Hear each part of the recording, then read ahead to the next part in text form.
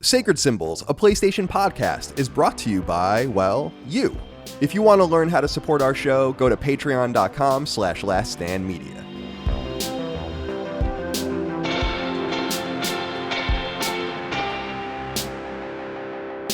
Greetings and salutations. Welcome back to Sacred Symbols Plus, a PlayStation podcast supplement. My name is Colin Moriarty. Today I'm joined by what's becoming a more regular guest around these parts, and I appreciate that very much. David Jaffe. My friend Jaffe, how are you today?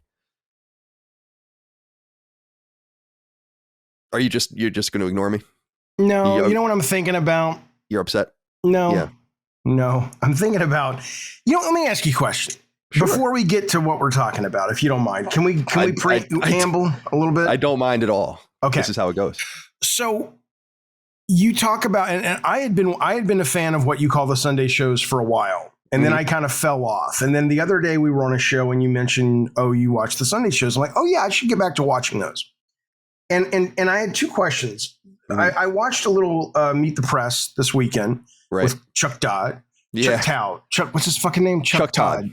Chuck Todd is the sound guy at Sony, is what it is. Okay, so I watch it and I have two thoughts. One is not a political thought. One of them is, why is it that you and I can have nearly seamless, instant, real-time conversations? I see what you're doing. And they have these fucking delays. Yes.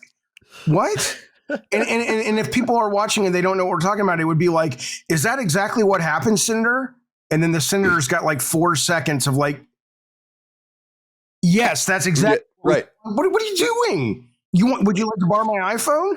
Dude, it's so funny you say that because I've been thinking about that for those very same shows too, where they have this uplink. Now what you did in the beginning of the show is so fucking funny because I'm an onion. I'm an onion. Yeah. You are. You really are. And people that watch those shows, they'll notice that. I think that too. You know what I was thinking, Jaffe, and that's saying, like, these people have so much money, so much means, like this great technology. I was reading something about the CBS Late Show, like the 12:30 show with Corden, and how they're basically shutting it down and how it was losing $20 million a year. Wow. And they were only bringing in $45 million a year on that show. It's like, that seems really low. Like, you guys are really low-key struggling over there. Yeah. And they make these complicated solutions where it's like, I think it'd be better if you just use Zoom than whatever it is you're doing.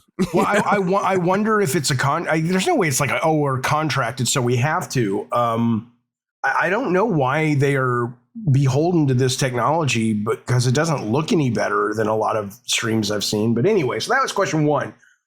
Question two was, I'm watching this weekend and I'm like, their big tagline is Meet the Press, the longest running show in television history, whatever. Right.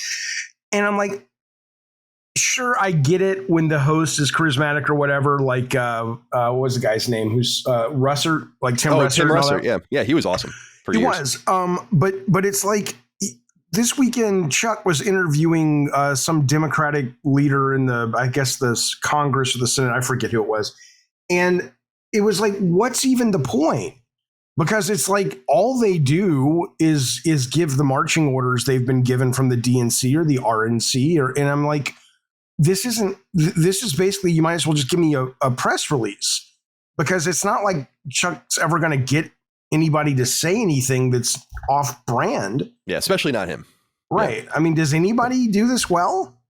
I think there's 5 different ones that I listen to every Sunday, and I would say the new Fox News one, I know that maybe surprises or doesn't surprise people, but they have a woman named Shannon Bream that does it now because Chris Wallace left. Her last name was Ream?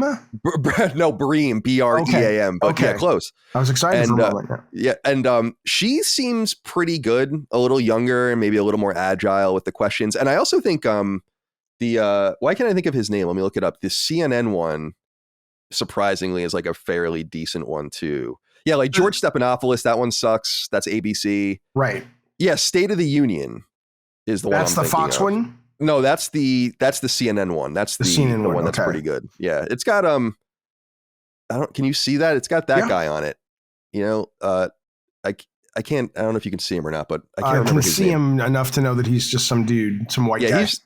He is just some white guy, but I think they're valuable shows. That's the name of my new band, Some White Guy. It's probably already taken. I know. I like them just because it's valuable to know what Washington D.C. thinks. Those are certainly the conduits by which they try to talk. So even though they sound like fucking robots. And I agree with you. Oh, it's horrible. But you gotta, that's like the source of all things, you know, and listening to them tiptoe and tap dance around things is funny as hell too. Like polling numbers, you know, bad stories. It's it's like, are you going to push back on the debt ceiling? It's like, instead of answering, it's like, we think President Biden has the best plan. It's like, it's not what he asked you, fucker. There should be like a button like in Austin Powers where it's like, you know what, the audience can vote and it'll like hit the button and they drop into some fucking, you know, pit of alligators underneath the studio if they fucking piss people off enough. I would watch that. I would watch that show. In the meantime, it's going to be independent media that'll ask the good questions. Like I've seen good interviews with RFK Jr. and others. It's just people want big candidates will never submit themselves to a Joe Rogan, you know? So insane. Yeah, it just won't happen. But dude, I love that you brought up the latency thing because my favorite part of that is when you can hear through the bleed in the headphones or in the earpiece, like what they said. Right. So it's like, what do you think about that, Senator? And then 2 seconds.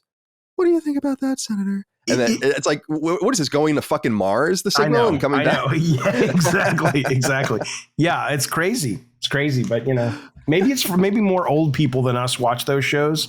And so they're slow anyway because their brain cells are about dying and stuff. And it's like, I need to really process the question anyway. I have no fucking clue. But anyway, hey, welcome to Sacred Symbols Plus, everybody. My name is, I don't know. It's a day, man. It's a day. It is. What's up? Let's talk.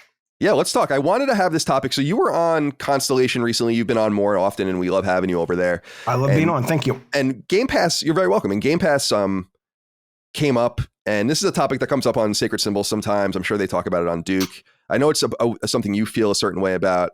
It's something that I'm very skeptical of, and I think it's even my skepticism is even further and further materializing as time goes on, in my opinion. And instead of reinforcing what I've said to the audience over and over again, I wanted to approach you as someone with a diametric opinion to mine about Game Pass and subscription models, why they work. And I thought maybe we can get into the weeds. You know a great deal about game development, much more than I do. You were creative director on big AAA games. You know the business in a very intricate way. So I think there's some things you can teach me. However, I'd also be interested to know if any of my fears make any sense. And so as we'll go on, I'll try to kind of bring those up and kind of probe and pierce, and we'll see what happens. So does that seem fair to you? Yeah, but yes, and know that I'm coming into it pretty much as everything open-minded. I mean, I've said to people many times and a lot of people, at least in the gaming, you know, sphere of vocal gamers, don't like Game Pass, and I can never really figure out why. But I'm like, hey, if you can articulate a reason that this is bad for the industry, yeah, I'm not an idiot. I would love to know what that is. But so far, the points that have been given to me have all been like, that's not really I don't understand why you think that's a good point. I don't know what your points are, but in terms of I'll give you an example. I just got this written to me today, if I may. This was a comment. I probably get a comment like this every couple of days on my YouTube channel. This guy wrote and says, Jaffe, your take on Game Pass, sorry to say, is terrible. Why do you want regular decent games? Why are we aiming so low as gamers? I'm a PS5 owner who loved Xbox One and 360. I don't know if he means the original Xbox or Xbox One. Hey, who knows what they're naming? Halo exists because innovators refuse to accept that first-person shooters only do well on PC. Gears exists because innovators decided to push third-person action forward. We should welcome innovation and not gating gamers behind walls like Game Pass, where we are fed old classic games and new average ones. Sony doesn't care if it delays big exclusives because quality will equal sales. Ravenlock, which just came out on Game Pass, is average. Redfall, which we all know about, he says it's average. Some would argue it's worse than average. Game Pass games are average. Microsoft is not a games company. It is motivated by profit. What an unusual thing. It is motivated by profit and creating enterprise software that sits on everything. Microsoft fell behind in many ways because it rarely innovates. Gaming is art, not enterprise software. So this is, I don't know where your arguments fit in there, but I'll tell you my take. And this applies to subscription services in general and gaming subscription services in general. Game Pass so far is just the only one that's really kind of taken up the charge and really put some blood behind it compared to something like Luna, for example, on Amazon, right, which is kind of irrelevant. It's great tech, but there's no reason to play over there. So my thinking has been, I'm going to close my eyes so I can articulate. So it's really please sleeping. My thinking has been on this, that this is not just good business if it works, but it's wonderful and necessary to innovate in the art form. I'm a supporter of Game Pass as is, because even with the AA games and the indie games and every now and then a good AAA game, it's a great value. I've enjoyed it. I play it a lot. We're doing the first episode of the Gavin and Games Club coming up, and we're doing Gears of War, and Cliff's going to come on the show and talk about it. Sick. And I'm playing that. I wouldn't have had access to that game without game. I mean, I would have had to have bought a 360 again and gone to eBay and bought the game. And I'm just like, oh, download Gears 1 Ultimate Edition. Boom, I'm off to the races. So as is right now, if nothing ever changed, I would still continue to give them $15 a month, because I get great value from what is there. Okay, but that's kind of its own little thing and what have you. I think even hardcore Sony fans would go, yeah, it's if what they offer is acceptable, then sure, fine. But for me, what is so special about the potential of it, and so disappointing about it under so far Phil Spencer's leadership, where he has all the resources, and now he has all these amazing studios, and they can't seem to get out of their own fucking way and actually make this thing sing. The potential of it is, if you look at what has happened to film and TV with subscription services on Netflix and Hulu and Amazon and HBO and on and on and on, everything from Oscar-winning movies to Emmy-winning shows to wonderful niche content that you would never see in a movie theater or never see on even cable, let alone the broadcast networks. There is a home for more interesting content and more places for artists to work. And whenever I bring this up, people say, Netflix is crap. Hulu's crap. What are you talking about? And I'm like, I don't know what these people want. I was looking earlier. I mean, I'm not going to read you the list, but I assure you I could bore the fuck out of you with the list. But let me just give you a couple of them. These are shows and movies that would not exist without a subscription service needing to retain people, keep people from churning, and wanting to compete with each other's subscription services. You have BoJack Horseman, Stranger Things, Queen's Gambit, House of Cards, Black Mirror, Squid Game, Marvelous Mrs. Maisel, The Boys, Fleabag, Succession, Handmaid's Tale, Only Murders in the Building, Dear Mama, which is a fucking awesome Tupac Shakur documentary that's going on right now on Hulu, The Dropout, Chucky, Andor, Mando, WandaVision, Last of Us, Succession, White Lotus, and then there are the movies, right? That's all series. Then you've got like Parasite, Palm Springs, Nomadland, Manchester by the Sea, The Vast of Night, The Irishman, Power of the Dog, Coda. And then you've got the niche shit, right? If you look at something like Shudder, which is just horror, the stuff that they fund to make exclusive, or that they just bring to people that would otherwise not know about it. Joe Bob Briggs is back. I don't know if you know who that is, like a horror host who's excellent sort of film scholar of horror.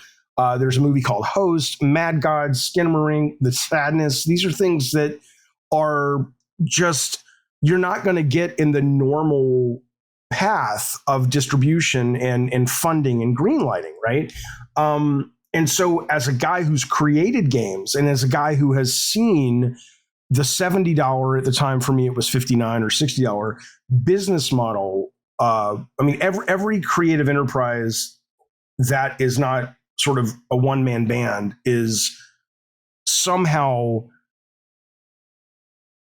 affected in terms of its creative content and its way of expressing that content by the business model that serves it up to people. So movies are 2.5 hours, anywhere from 90 minutes to 2.5 hours, because the theater owners want to have so many shows a day, right? Sitcoms are 24 minutes. So there's at least 6 minutes of ads, or not at least, but there's always 6 minutes of ads that they know they can sell every single episode of Friends or whatever. Video games are 40 hours long in order to make sure that the price point of $60, $70 is something that people have long enough that they can't sell back or return, play it for a day and return it and say this is fucking broken, right? There's all of these things play into what a lot of these fans think are some kind of art created in a vacuum. And they think it's kind of like, oh, Neil Druckmann wanted The Last of Us 2 to be 80 hours or however fucking long, or Eric Williams wanted Ragnarok to be that. No, he didn't. No, he fucking didn't. That game is not well paced. Ragnarok's a great fucking game. It's not a well paced game though. I agree. And the idea that that team doesn't sit around and go, look, part of it is art. Absolutely. That's the best part. But part of it is also we have to recoup our cost, and we have these marching orders from the powers that be that say, look, I know you think your art is better at 8 hours, but if you make it if it's an 8-hour game, it's going to have to be a $4 million budget, and we're selling it on PSN or something, because there's no fucking way that we're going to drop $200 million, which is what Shu just came out a couple of days ago and said was the cost for Ragnarok. And we're going to basically let you make a game that somebody can play in a day and return, no matter how great it is, right? So what subscription services does is, yes, there are going to be its own set of limits, but as a guy who plays and loves games up and down the budgetary spectrum, those limits more often than not can be production value limits, or the difference between AA and AAA. I can live with those because they're brilliant games regardless of if it's bleeding edge visuals. What I can't deal with is a Redfall or a Forspoken or another fucking Ubisoft open world $70 game that just mindless, choring of going through a map and all this shit. So my argument is, my very long way of saying that subscription services bring games you would never try to people, that allow them to become hits and allow them to become beloved, whether it's at a cult level or not. Subscription services allow all kinds of thematic stories and adventures and gameplay to be created without worrying about, is the sales guys from Target and Walmart going to be able to sell this? Right. It's just like, hey, I made this fucking game about, what's that fucking game they put out on Game Pass? I haven't played it, from Obsidian, Pentiment. Pentiment. I haven't played it, heard it's pretty good. But it looks awesome. That would never fucking get a green light in any other fucking world. Hi-Fi Rush would not get a green light for a $70 game. Are you insane? And yeah, there is a healthier indie space now with Steam and stuff like that, but for the most part, that's not as available on console as it is on PC. So anyway, that's my take. And so it's not so much that I love Game Pass. I love the promise of subscription services. Game Pass as it is has been a great value. I love it, but it is also remains an incredible disappointment. It's like having a kid who is a genius and they've reached the age of like 25 and they're still just sitting in the basement smoking dope and playing fucking Call of Duty. And it's like, all those things are great, but you're a fucking genius and you're dropping the ball. You could be doing so much more. So Game Pass is a big disappointment to me, but not because of anything inherent in the foundation of what it is as a model, but because the people who are running it have all these amazing opportunities and resources, and they're horrible at managing product development and external product development. And so we're left with something like Redfall, which is, I'm not going to beat up on Redfall. There's some good things to say about that game. There's a lot of neat stuff about that game, but overall, I played it for 4 hours. I'll never go back there. It was a waste of their money to make that game. There's no reason that should have been that, but that's sort of a different topic. That's my shtick. Thank you very much. Yeah, no, it's good to hear all of that. I always love hearing you talk and go on, because you can learn a lot. You know what you're talking about. I want to say a few things about what you had said, especially early on when you were talking about one of your listeners writing in. Mm-hmm. It's kind of deluded of any of us to believe that anyone in this space is acting with any other motive than profit. It's simply not happening, right? There are people that want to make great games, like a Steve Gaynor, for instance, right? Makes Gone Home. I don't think they expected that game to blow up and all those things. Maybe they had some artistic implications, or a game like Firewatch, but ultimately you want to make your money back. Like, you want to become. I think there are people within the teams. Like when I was making God of War, yes, I wanted it to be a hit, but I was driven more by, I have to get this up and out of my system because it's something I want to express. Shannon and Shu and Alan, of course, you're right. They wanted that too, but they were driven by, the financial. So I would disagree that there's no one in the organization. Sure, Alexa, fair. stop. There's no one in the organization that cares about that thing. But as a whole, you're absolutely right. Like, ultimately, the buck stops with the decision about what's going to make us money.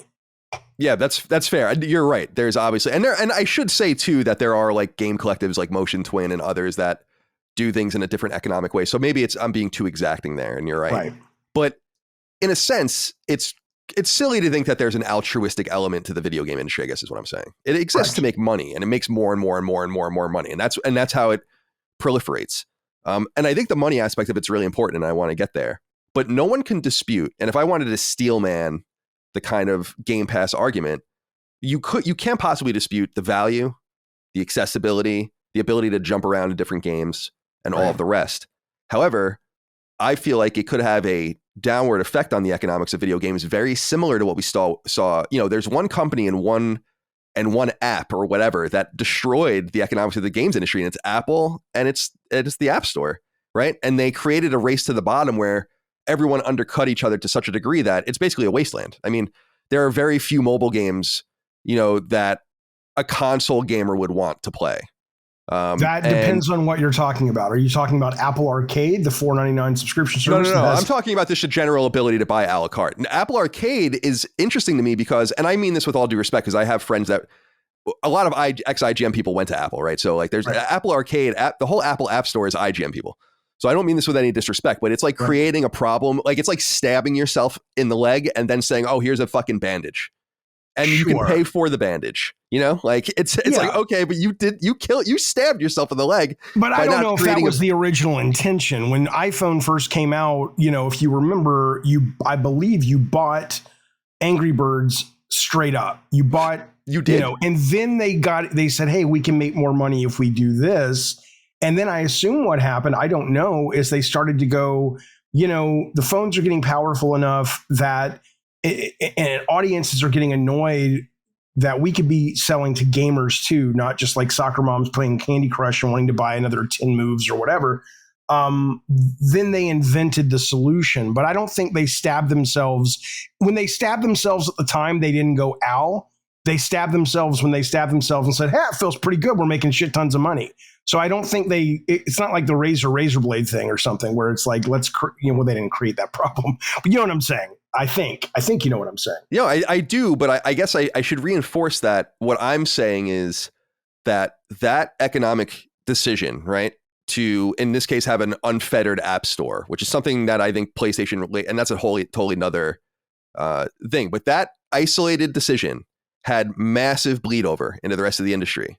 It did. Tremendous bleed over. It not only subsumed the App Store itself, where people were like, oh, your game's 10. You're right. When you go on the App Store in 2008, 2009, 2010, games were at $9.99, $19.99.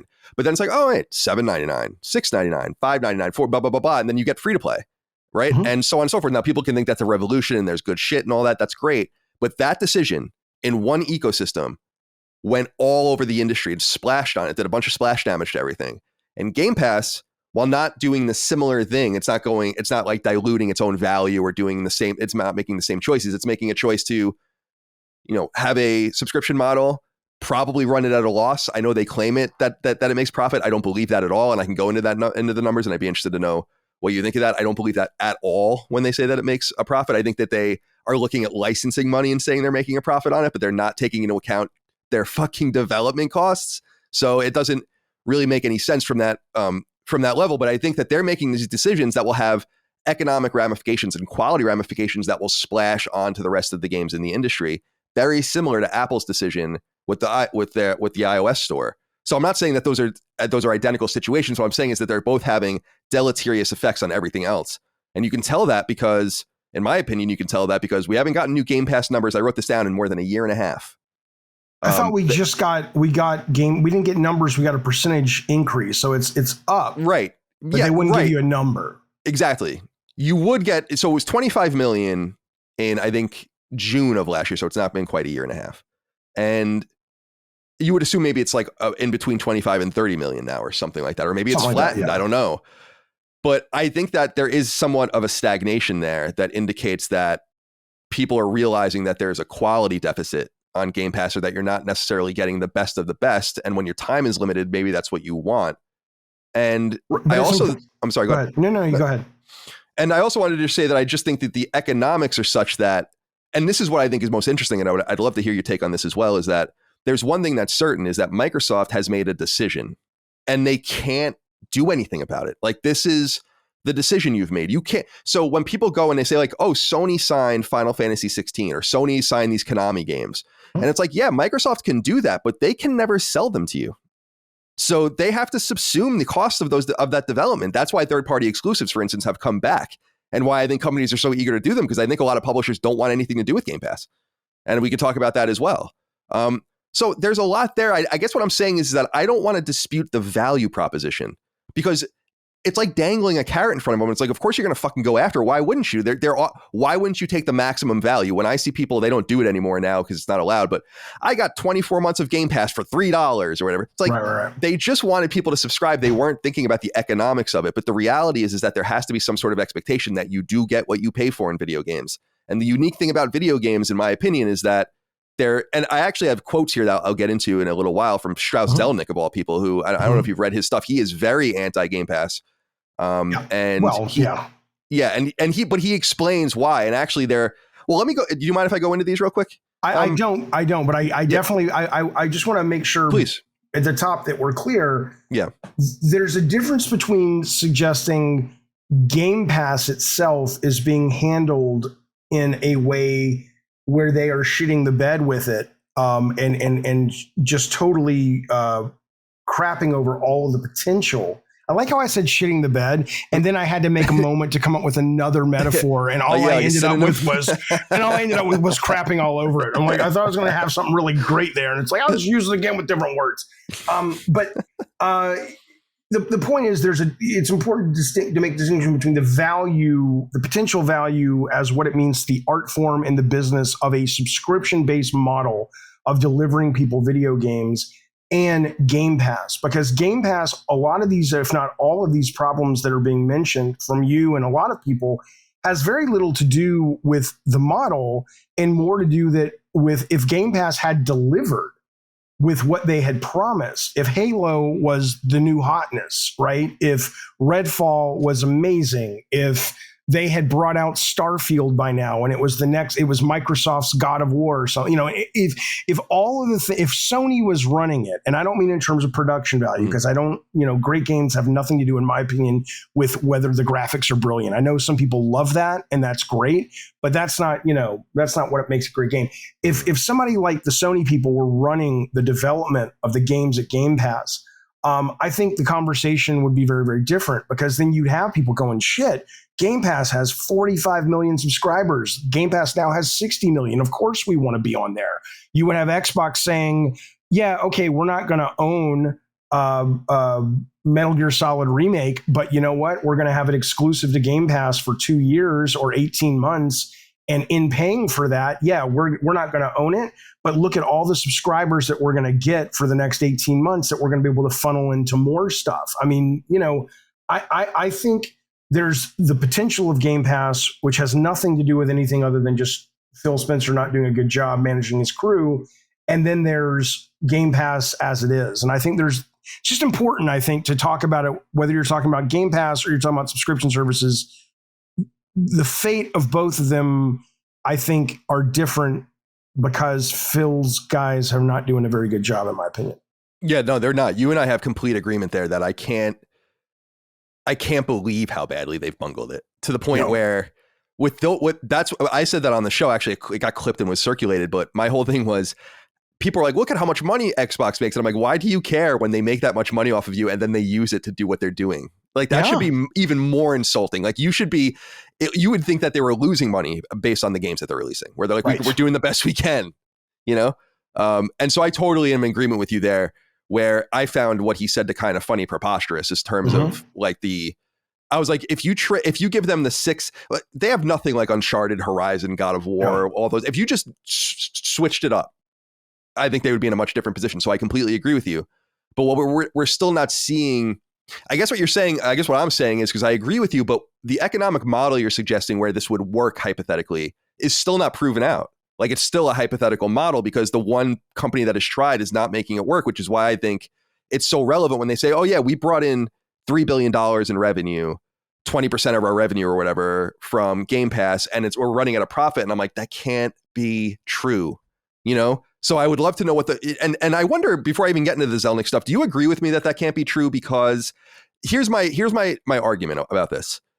They have licensing costs of varying degrees, which is this one thing. And I do believe that those licensing costs are substantially less than $3 billion.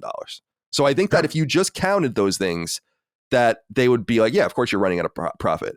But Xbox has 30 something teams or something like that? 32 studios, yeah. So let's assume that, let's just be generous and say each team is working on $100 million game, right? Then you have to divide that by, let's say, and that's really generous. So let's say 3 years or something like that. You multiply and do all of that math. There's just no way that math lines up with the operating of the business, with paying your employees, with the marketing costs, with all the sales loss, because you're not able to do a la carte sales anymore, which is why I'm so interested that while Microsoft is making the argument and Game Pass seems to be flattening in terms of its subscriber numbers in some way, that this is the future, Sony's saying, and Nintendo is about to say with Zelda, no, this is still the future. Because games are selling more and more and more and more as Game Pass proliferates. Microsoft can make the argument that means Game Pass helps sell games, but they can only make that argument in their own ecosystem. I guess what I'm saying is when you made God of War, like think about PlayStation 2, right? The best-selling games on PlayStation 2 are Gran Turismo 3 and Grand Theft Auto San Andreas, which I think both sold between 15 and 20 million units each. There are, I don't know, probably 10 or 15 games that easily sold that much on PS4. And that number is going to be even higher on PS5. So I guess what I'm saying is that people are actually buying games more and more and more. Well, to be fair, though, there's a lot less games to buy, right? I mean, all you have to do is walk around E3 back in the day. And on PS2, in fact, a great thing to look at is the Wikipedia of Sony first party, PlayStation first party. We did this on the show, and I don't remember the numbers, but it was something like in the PS1 era, the average yearly output of first party in terms of developed and also just published like exclusives was like over 100. And it's gotten less and less and less. Like PS2 dropped like 30%, PS3 dropped another 15%. 4 was like, oh my God, it was like 4 or 5 games a year. And then now you're lucky to get 2 games out of first party. You're lucky to get, other than Capcom, I think most of the third party publishers have limited the number of titles they put. So I think it's fair to say that, like Sean Layden said, the actual number of people gaming in the console space hasn't really grown since 95. Right. But the number of people buying individual games hasn't changed, but because there's fewer games, I have to assume that contributes to why more games get up there, because there are fewer games out there. So you're not splitting that pie with AA games or things like that. Is the number in your mind for that? I think Sean Lane said, "What is it? Is it 150 million?" No, he said 250 to 300 million. Okay, 250 has to 300 not million. Changed since 95. Now, I mean, it's not an exact number, but that's the number he floated and said that the way the pie, the 300 million pie is cut up, changes all the time, depending on who's leading in, quote, the console war. But in terms of the number of people that want to sit in front of a TV with a complicated controller and play something that's more demanding than, Candy Crush I don't fucking know where he defines, core gamer or whatever, that number in the last basically almost 20 years has not moved. Is it true? I don't know. I believe Sean, he's not. Well, he would know. He would know, and he's not prone to fits of hyperbole. I mean, he's British. Come on. He's been also a canary in the coal mine in the sense that he was the one that first started squawking about game costs going up, That's the price of, which I also think is another argument why there's a tension between the economic models of these two things. How you kind of do have to, it's kind of like the old game. Remember that weakest link game where you'd have to answer a question and then answer a question and answer a question? Xbox almost has to line their games up in such a way that they can go and run the table so that one game can support the next, While Sony, in my opinion, they sell a game like God of War, they make twice the amount of money back and they're like, okay, we're good. we can do it again, put a little cash away. And it's like an old school way of doing business. But it's why I think the economics of it matters, Jaffe, and why I think we need a real clear picture of it, or I would love a real clear picture of it. Because if the economics don't balance out for Microsoft, then it simply means that it's not possible with the numbers that they're putting up right now. Like it's like you would need, and there has to be a reason for that. Maybe the quality of the product, maybe the lack of interest in people in the Game Pass model.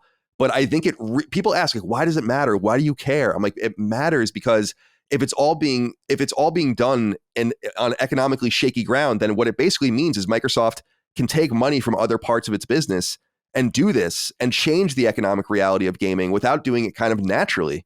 And I think that that's not good for the quality of video games. You know, I don't like that someone would come in and shift the way games are made and sold, not based on a new quality level, but based on simply subsuming, or I'm simply accepting rather the overall cost of doing business like that. It's like Amazon not making a profit for many, many years. They did that and it worked and they survived and they changed the economics of the United States by doing it. But it wasn't natural. They did it by taking tons of losses first. And I don't know that was necessarily good for that. Well, actually wasn't good for Amazon as the way they run their company and treat their employees. Of course, I think few that have a heart would suggest they're okay with that. But in terms of what Amazon has done to improve, and I don't mean this selfishly, but it's the only metrics I have to improve my life, it's fucking awesome. I mean, I see an Amazon box behind you. Which doesn't mean wasn't this? Were you on the pot? Were you on the last episode we did? My topic was Amazon. We haven't published it yet. So yeah, I go on about my my relationship with Amazon. Yeah, right. So what I'm saying though is it's not that I think. I guess what I'm saying is if someone can come in and fundamentally change a business model, however they do it, end of the day they can only change it because the customer has said that's good enough for me, and I'd rather put my money there than somewhere else. So I mean, I don't care like I'm apathetic to the conversation, but in terms of as a consumer, what do I care? Right? I mean, I care if it affects humans, like if capitalism is taking people's souls away, sure. But in terms of like my access to products from Amazon or the fact that I can try to play Chained Echoes without having to buy it on Game Pass, which is great. Yeah. I'm like, why is it even my business? I mean, I assume Microsoft has, a bunch of money. Well, I just assume Microsoft has... That's a very libertarian point of view, I think, like... what other point of view would you have? Well, like, why do you care? Well, I care in the sense that, because you're right. I mean, I don't want to be redundant to people that will listen to the episode of Constellation, but, I've been an Amazon Prime person forever. I buy shit on Amazon all the time, thousands of dollars of stuff a year. It goes back to the dangling of the carrot where it's like, if you're going to make it, it's what I say about Spotify too. If you're going to make it so cheap for me to do business and you're just going to tell me to do it, then fine. But the reality is that you could probably charge me 3 or 4 times as much for Spotify if you really wanted to. And I would pay because I think that's valuable. And Amazon is so cheap. And we were talking about how I intentionally try to spend my money elsewhere. Mm-hmm. And sometimes other companies simply make it so hard not to use Amazon because of their availability, their ridiculous pricing, all these things. So there's no doubt that that's true. And there's no doubt that I'm part of the problem. But the point is that has had massive ramifications on the way people do business in the United States, and not all of it has been positive. So we have to look at that as, that kind of bleed over. I mean, Amazon's success has gutted towns and across the United States, has put businesses at, thousands. Now that could just be capitalism, but that's why I'm saying like your argument in some way is very libertarian, where it's like, c'est la vie, and I'm like, that's totally fine. And I agree with that to a degree. But when it comes to something that I think is artistic and something that I love and something that we've seen, like I said, with the Apple situation, disrupted once before with the so-called splash damage, I look at these models and the ways of doing business, and I'm very skeptical of them because I don't think they work. And I want to get to these Strauss Zelnick quotes because I want to tell, if that's okay with you, I want to read these and I want to tell people why I think these are important. Okay. Strauss Zelnick is I'm sure you know about him, but for people out there that don't know about him, he's the CEO and chairman of Take-Two. I hate him. I fucking hate him, by the way. Do you really? Would you like to know why? Yeah, I would love to know why. Yeah. Incredibly wealthy, incredibly powerful, and he's fucking good looking and buff as shit. I don't think you should get all 4 of those. He is. I think if you're going to be smart and rich, you need to look like Bobby Kotick. I think it's unfair to look like Strauss Zelnick and also have all the money and power. Fuck that guy. But anyway, go ahead, Colin. Talk about Strauss. Sound like your hero. Whatever. No, he's not my hero. I know. I'm just there are certain guys in the business. He doesn't seem like I'm not off put by him. It's the same with like Wilson and EA where I have no issues with Strauss Zelnick. I'm just joking because he is. I know. I think he's released like a picture or a book or something where he's got his shirt off and he's laying like on a fucking pose. And I'm like, dude, the fuck are you Matthew McConaughey? What the fuck is happening? Anyway, go ahead. Sorry. Yeah, he doesn't strike me as a gamer, but maybe he is. I don't know, but that's okay. PlayStation's not run by a gamer right now either, and it's going great. That's right. But the reason that I take him seriously is this. First of all, he's like an MBA from Harvard, JD from Harvard, really smart guy, right? But that's not everything. What I really think is important with him is that in his experience, he was with Fox when they first began, like as a TV network. He went to Crystal Dynamics very early in the company's history. And then he went to investment firms that brought him to Take-Two. And I think has very cannily run that company. And he sits on the board these days for the last 5 or 6 years of CBS. The reason that I think all of this is important is because he understands, I think, more holistically than many people at the high C-suite level in the industry, what everything in the entertainment industry looks like and how the different things are working. Because with Paramount Plus or whatever the hell it's called now, they have, he's on the board dealing with that. He oversees the greatest selling video game of all time in Grand Theft Auto 5. He has all of these different operations, so he gets it, and he gets it at a high level. And during consumer calls, or during financial calls rather, in 2021 and 2022, he was asked questions where he gave year over year answers about what he was thinking about Game Pass. And I wanted to read what he said, because this, I think, gives me good insight that I would never be able to glean from my own expertise. And I think you might find it interesting. So he says this in 2021. He says, quote, "We think a subscription model can make sense for deep catalog titles, but it doesn't really make sense for any frontline title. For any business model to make sense in the entertainment business, it has to work for the creators of the entertainment as well as the consumers of the entertainment. I think a catalog can make sense for the publishers. It can make some sense for the consumers who are avid, who really want to access a lot of product. But if you're getting into frontline product, then the economics are much more difficult to make sense of. Consumers who are involved with interactive entertainment have different consumption patterns than those involved with linear entertainment. Linear entertainment consumers consume something like 150 hours of programming a month. That's probably well over 100 different titles. In the case of interactive entertainment, consumers are consuming something like 45 hours a month. And that may be 1, 2, 3, 4 titles, but it's certainly not 100 titles. So from a consumer point of view, it's not clear that a subscription model really makes any sense for the bulk of consumers." So that was his quote in 2021. And I thought that was interesting in and of itself. But then this is what he said when he was asked the same question the next year. He said, quote, and he said some of this is the same, but so just bear with me. He says, quote, "The interactive entertainment business is very different than the linear entertainment business. People consume far fewer hours of interactive entertainment in a given month than they do of linear entertainment. And within that consumption, there are far fewer titles consumed in interactive entertainment. So I at least pose the question as to whether subscriptions makes as much sense for interactive entertainment as it does for linear entertainment, and registered some skepticism, which I still hold. I don't think that ever made sense. I still don't think it makes sense. And I believe that it's now becoming obvious that it doesn't make sense. It's just a lost opportunity for the publisher. There probably is a subscription business. It's a catalog business. It's probably best aimed at very avid consumers, because those are the consumers who are interested in playing catalog titles and playing a whole bunch of different titles in a given month. But I don't think it's a mass market service that supplants the interactive entertainment business as we all know it. And I don't think there's any evidence to the contrary so far." End quote. That's what he said. And I wonder what you think of that, based on what I would imagine is a very unique nexus of his understanding, of how things work. I have a couple thoughts on that. The first one is, I've heard that argument that people consume games differently than linear media. And he would know, but what I would ask him when he says people consume 150 hours across X number of titles, 100 titles or whatever, is he defining titles as an entirely different show? Because I can watch, I can binge watch all of Marvelous Mrs. Maisel over the course of a month, and which is what I do. That's how I watch. Or is he talking about, okay, people watch 3 or 4 shows a month and they watch many episodes, and that still is a title? Or is he talking about individual episodes making up the 100?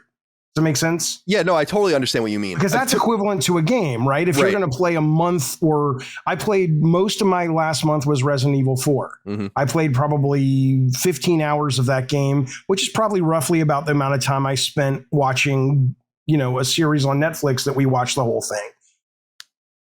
Yeah. So I'm not sure what his numbers are referring to. Yeah, like that's an interesting thing, because in reading it, it's like, I'm not even sure if what he's saying is that the availability of new things is that in streaming, there's literally 100 different things when you cross it over, and there's 3 or 4 that come out in games. And so those get the focus. I don't know if that's what he necessarily meant. So that would be interesting. That specifically, if you want to look into it more, is from the 2021 quote. Okay. The other thing I'll say about it is, again, I'm a fan of the subscription model. Okay. I want to be like a computer at this point, because there's so many things that affect what he said, right? I mean, you don't get to be the steward of the best-selling video game title of all time without the Hauser brothers, who are no longer there, who basically were motivated certainly by money to an extent, but clearly they had something to get off their chest. They had something they wanted to say. It was clearly a passion project. And those people gravitate to companies that allow them to fly and test shit and try shit and all those sorts of things. And as these budgets get higher and higher and higher, I mean, literally, I was reading from, I think it was, I forget who broke it down, but it was the CMA's 400-page explanation as to why they did not approve the acquisition. And in that, they were listing the cost of games. And there were 1 or 2 companies that the production was like $560 million, and then the marketing was half. So they were over $1 billion for one game. I don't think you make Grand Theft Auto, if it didn't exist today, in that space, right? Mm-hmm. I think it's too risky and it's too polarizing, and who's going to pull the trigger on that, right? So I think it's important to understand that his perspective that is important and unique is also built on the foundation of people who are building games that probably wouldn't be interested in building games in the current climate with those kinds of restrictions because the budgets are so high. That's the first thing. The second thing, and that's just guessing. We don't know if that's true, but that's what I'm saying. His perspective needs a little questioning, considering why it is, why he does have the stewardship over the most successful game of all time. Like, where did that come from? But the other part of it is, again, it goes back to going, are we debating Game Pass or are we debating subscription-based models, right? So when he says it's kind of becoming clear, what I said last year is even more clear this year, and I'm assuming he's referring to sort of the flattening of the Game Pass growth. As we talked about earlier in this show, there's so much evidence to support why Game Pass isn't growing that has nothing to do with the subscription model and everything to do with what's on the subscription model. Like, it's kind of like accusing a company that sells fast food of the fast food's really crappy, and you go, or it's kind of not very eventful. And so it's like they shut down. It's like, see, fast food model doesn't work. It's like, well, no, it's not the model. It's they didn't sell you anything good, right? And even that, by the way, if you look at Apple Arcade, I don't know if this number is true. The number that is floated is 100 million subscriptions to Apple Arcade. I'm assuming in that they're also throwing in, there's the package deal with Apple News and Apple Arcade and Apple Music. So, but it's doing well enough that they keep going. They just released a whole new batch of games. It could very well be that the subscription model works brilliantly for a certain kind of game, right? It could be, and I don't mean catalog games like Strauss Zelnick is saying. I'm saying it's like, hey, you want to have 4 to 6 hour games. You want to have more interesting games. You want to have AA games. We're the curator and creator of those games for our new service, which is Moriarty Pass or fucking whatever, right?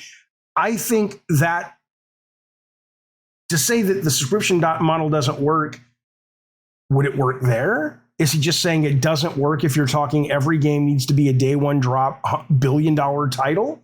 Are we talking Game Pass or are we talking subscription services for video games? I guess that would be and one could even argue, by the way, if you look at the completion rate of most video games, it's kind of crazy when you really think about it. Mm-hmm. We did a story on our show. Capcom with Resident Evil is the highest franchise completion rate that exists, and it makes sense why. And we can get into that later if you're interested. But most games have an abysmal completion rate. Even games that people love and get Game of the Year, most people don't finish.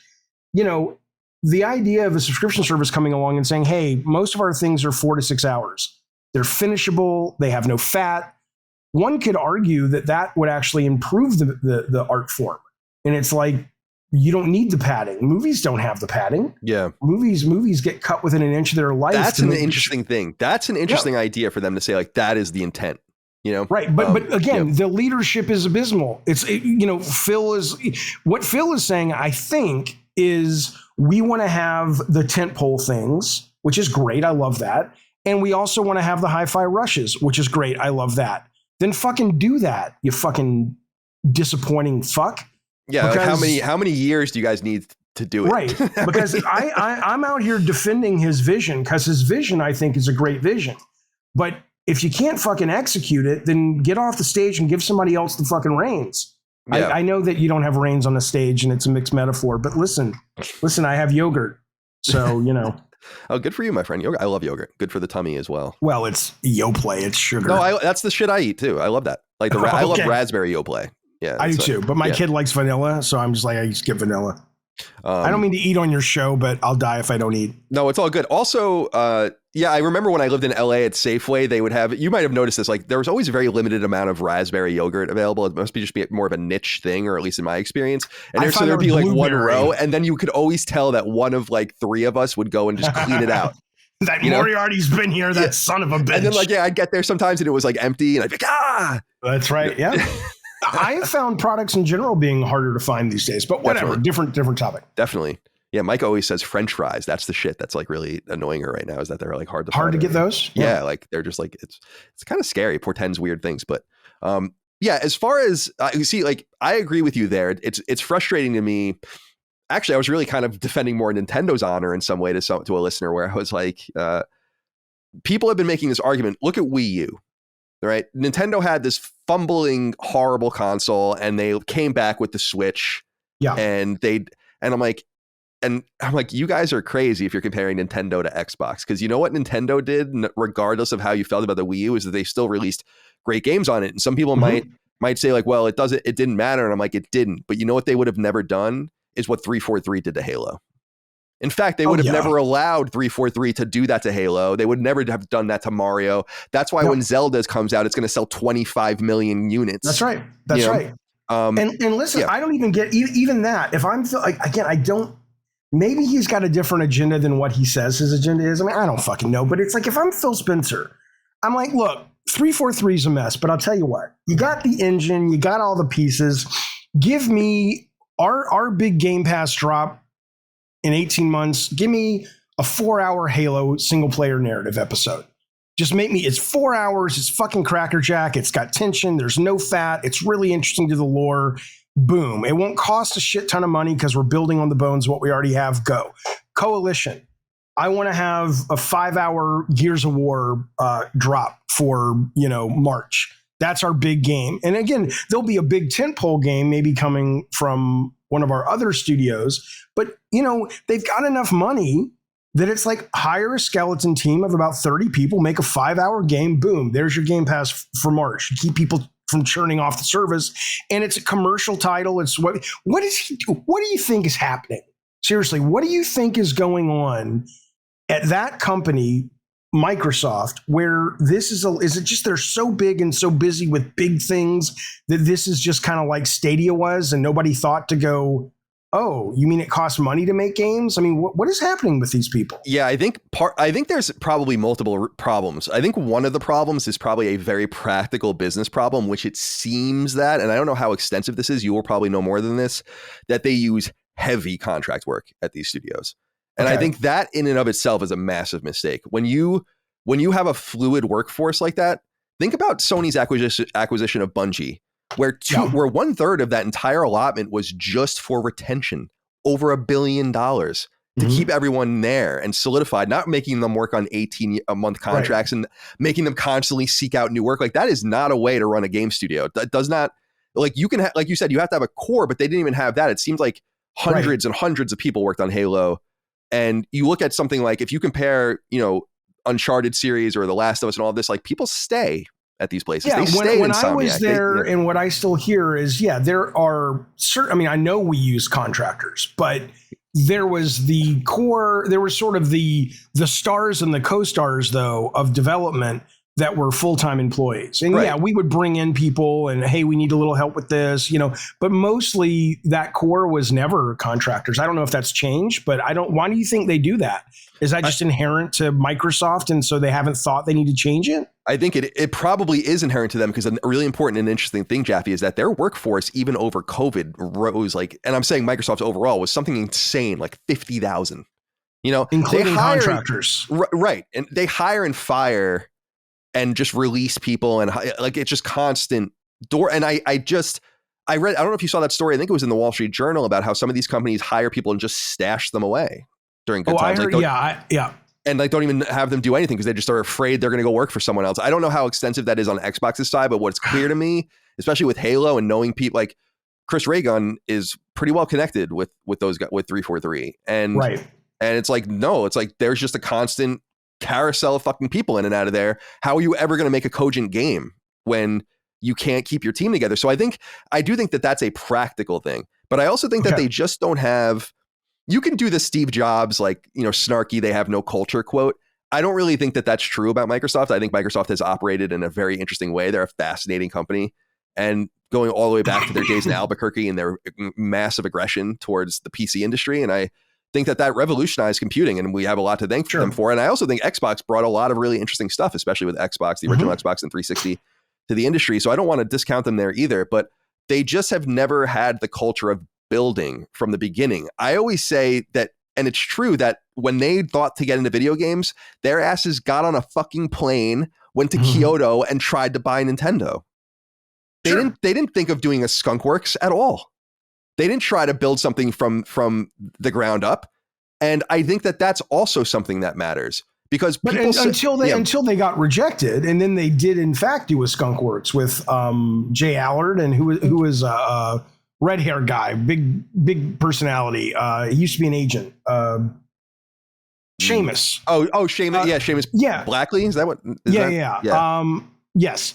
Then they did do a Skunkworks, but you're right. They had to kind of get a bloody nose before they said, "Oh, okay, this is how it works." You'd think by now they would have realized it. I think the bigger thing to me is you bring up some very good points as to why they were what they were. What I don't understand, though, is after 20 years in the business or more than that, what you would think the economic model demands, because of failure, some kind of pivoting to go, this isn't working. And so we need to fix that. I mean, can that's where I'm more befuddled. Like, how do you not recognize this and make steps to fix it? Well, that I guess is my point, because it's true. It's like inertial, right? It just seems to keep going. Yeah. And I guess what I'm saying is that that's just it's a cult. Maybe Steve Jobs was right in some sense that it is a cultural thing, that their instinct is just like, we got to buy it. We got to fix it with money. And then when you can't, then you do something else. And that's the point wherein people are like, oh, Sony bought their studios too. And I'm like, you don't know dick if you think Sony is operated in anywhere the same way that Microsoft is operated. They bought Psygnosis in 1993. No, I'm gonna lay this all out. I'm gonna lay this all out. Go ahead, but I'll push back a little bit in a minute. Go ahead. And then they never ever bought another team that they didn't first work with until last year, right? So to me, I feel like that's what I'm saying about the inertial weight of culture. They bought Psygnosis, which was known for lemmings and shit like that, and had them build something like that. That was their starting point, or whatever. Right, exactly, and that's good stuff. But it's like, but they founded and nurtured things. They got into bed slowly. What you can see with the acquisitions that they are doing lately is that they feel pressure. It's like a one night stand now. It's like having a one night stand and be like, all right, fine, I'm gonna put a ring on it now. Usually they'd have all this pomp and circumstance. It took them 19 games to get with Insomniac. Naughty Dog wasn't signed till well after Crash Bandicoot. although they were working with Universal on that and so on and so forth. If you think Insomniac took 19 games before Sony offered to put the ring on. I know. Well, I know that because I wrote a history piece on IGN where we got into that, but it took them to come to terms, right? You think about Housemarque, you think about and you think about the ones that got away or that they let get away. So Quantic Dream, obviously that went totally south. That was obviously something they were interested in buying at one point. Yeah. Supermassive, another company that or Lucid is another, probably the most recent company that could have gotten bought that kind of lost it. And seemed like they got Twisted Metal taken away from them. Yeah, I think it's important to push back a little on the narrative though, because I think part of it is a PR. Well, it's a there's at least a meaningful part of it that's a PR spin, which is, we're the more noble company. We nurture our teams and we do this, blah, blah, blah, blah. And yes, that is ultimately a correct narrative based on the way that they have done things. But I think you also have to understand, though, that Sony doesn't have the ability to make those purchases like Microsoft does, but they still operate in an almost identical way with the money that they have, which is, that programmer from Valve is awesome. Take him. That art director, that game designer, that producer is awesome from this company, that company, this publisher, take them, right? They'll spend their money to bring people in to help them make more money. It's not out of nobility. Of course they can't do it at the scale that Microsoft does it so frequently. So I just think it's important because a lot of times people think it's kind of like kumbaya with Sony and it's just like, oh no, we're not buying it. No, fuck you. Of course they're going to buy what they can buy to make more money. Gaikai, how long did they work with Gaikai? Never. And they're just like, true. And before Bungie, that was their biggest acquisition ever. So that's true. But I will say that I guess what I'm saying is that the culture has borne out, regardless of its intention. It can have the most fucking sinister intention ever, right? Regardless of that, it is borne out what we have today. Sucker Punch making Sly Cooper and an Infamous game before, and I guess it is interesting. Yeah. How regardless of what caused it, you're willing to wrap yourself in the cloak of the results when it's positive. But when Amazon or Game Pass may cause something unnaturally, you're skeptical of it. Well, as I said, I'm just saying it's weird because it's like, on one hand, it's like, regardless of the intent, look what we got. And when it's something you like, you don't push back on it. But when it's something, Well, that's true. But I guess I was just making a more rhetorical point that regardless of how you judge the intention of it, the results are what they are. So I'm not saying that I feel that way, although I do to a degree feel that way because Amazon is a soulless business that sells you things, and PlayStation is a business that ostensibly makes things for me to consume as an enjoyer of video games, which are two different things. Right. So I would rather have a more. I'm just taking the piss a little bit, that. Yeah, no, I know, yeah. But also I think that the interesting thing about Game Pass versus PlayStation, to your point, is that we were saying earlier in Amazon, a Walmart, and so on and so forth, even a Chewy and all these like fucking monster companies, right?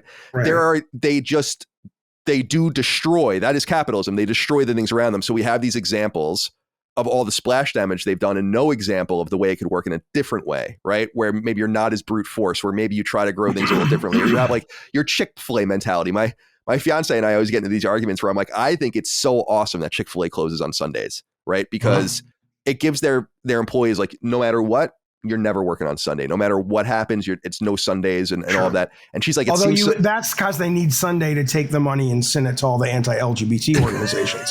It's a very that's what they do on Sundays. It takes a lot of work. Yeah. But there's this, and she will make the argument, the more capitalistic, like it seems very silly. We were talking, it's like, it's not even 1/7 of their income. They're probably sacrificing more like 1/5 of their income because a Sunday you would imagine would be crazy crowded. And they're willing to do that because of whatever. They want to treat their employees right. They think Sunday's a holy day, whatever the case might be. Regardless of why they did it, the reality is that that's the reality for their employees, and that's just the way it goes. And so there are some positive examples. And I think with Game Pass and PlayStation, you kind of have, or Xbox and PlayStation even, you have just two different examples. So you, unlike the Amazon, Walmart, whatever, you do kind of have two different examples. That's why I think, in my personal opinion, the culture argument matters, and why I think it's worked for PlayStation goes back into how they've acquired their studios. And I'd go as far as to say that the likelihood of these new studio acquisitions working is lower than it is long-term than it was for Sucker Punch or Insomniac Studios. you could never imagine being shut down. They could have the biggest dud, and I don't think that they would shut them down because it works nonetheless. And they wouldn't release a dud anyway. So, but I compare that to an Xbox situation where it's like, okay, so we talk about the Nintendo thing, which is a funny story. Who cares? Nintendo tells them to fuck themselves. They do their skunk works, like you say, and all of the rest. But what's their instinct? They're like, we need a game. Go buy it. Right? Like they bought, and their biggest game is something that they didn't really even, they didn't produce from within, which is a cultural thing. Doesn't mean it's good or bad. You mean by Halo? Yeah. Right. Which that's a cultural decision. Right. And like Sony bought Crash Bandicoot. No, I wouldn't. I would consider more Crash Bandicoot. I was there. I know, but Crash Bandicoot wasn't even published by Sony, right? Like that was. It was co-published by Sony, right? But it was owned by another company. So I know you were there. I was going to say Twisted Metal would be more what I would consider like a second party Sony. No, not at all. So tell me the difference. Well, first, I mean, okay, so Willy the Wombat, which is what Crash was called when it floated across my desk, and they said, "Hey, what do you think of this?" And I was like, "Oh my fucking god!" So you liked it? I sucked at it, but I loved it. And it was mostly the visuals were just, at the time, you have to understand, and I know you were there, but if you weren't there, you had never seen a game look like that in your whole goddamn life. It was fucking gorgeous, right? And so, yeah, we were all over that fucking game. And that's not to say, you know, Connie Booth and her team didn't get in there and contribute. That's what they should have done. That's what Microsoft should be doing with certain games that even if they don't own them, like The Medium, or the last case of Benedict Fox, I've said this before. It's insane that those games launched on Game Pass. So I think at least one of them was exclusive to Game Pass for X number of months, and they did not have their producers out there going, "Look, we don't own this, but we want to help make this awesome because it's going to look good for us." It never occurred to them to do something like that, clearly, because you know. But regardless, so yes, Willy the Wombat comes across. And Twisted Metal was a Sony property first and foremost, because I worked for Sony, and me and Mike Yam were like, let's do this thing. And then in that, we were like, let's work with Single Track. So it was always funded by, it just wasn't internally developed, but it was internally designed, co-directed. Same with Warhawk, same with Jetmoto. Right, that's why I said they're second party. Those are second party games. Yeah, but those were not titles that we went out and bought like Halo, right? Right. That's what I was. Doesn't that make my argument that I was saying I thought you were saying Halo and Twisted Metal were similar in the way. No, I was saying that I felt like more like Twisted Metal. Like I would consider Gran Turismo, Twisted Metal, all of those kinds of games. That's what I was saying is Crash Bandicoot. I never really considered a Sony game as an adult. Okay, I got you. I thought as an adult. I should say. Let me back up. As a young kid in the 90s, in the 80s and 90s, I had no idea who the fuck made what. Right. I had no one knew. I had no fucking idea what any of this meant. As an adult, looking back as an analyst back at Crash Bandicoot, it's clear that that Crash Bandicoot and Spyro are different than, like you said, Warhawk, Twisted Metal, and all those, Siphon Filter.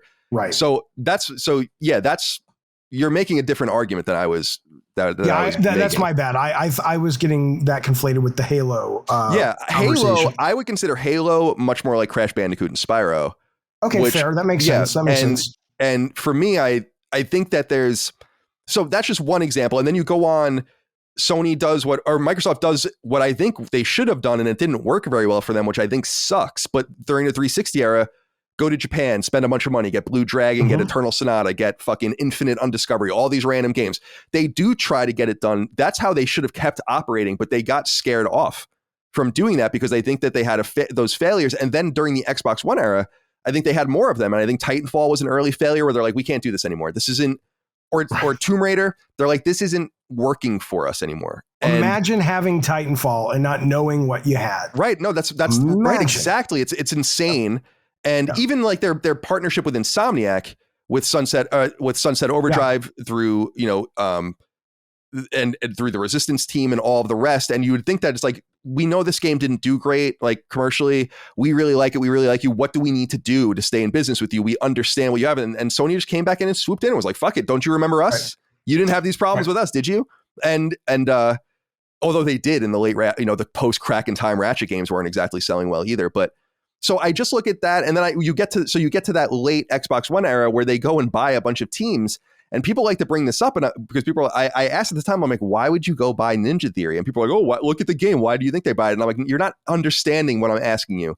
Right. What about your relationship with them made you want to go buy them? What about this helps you build your brand?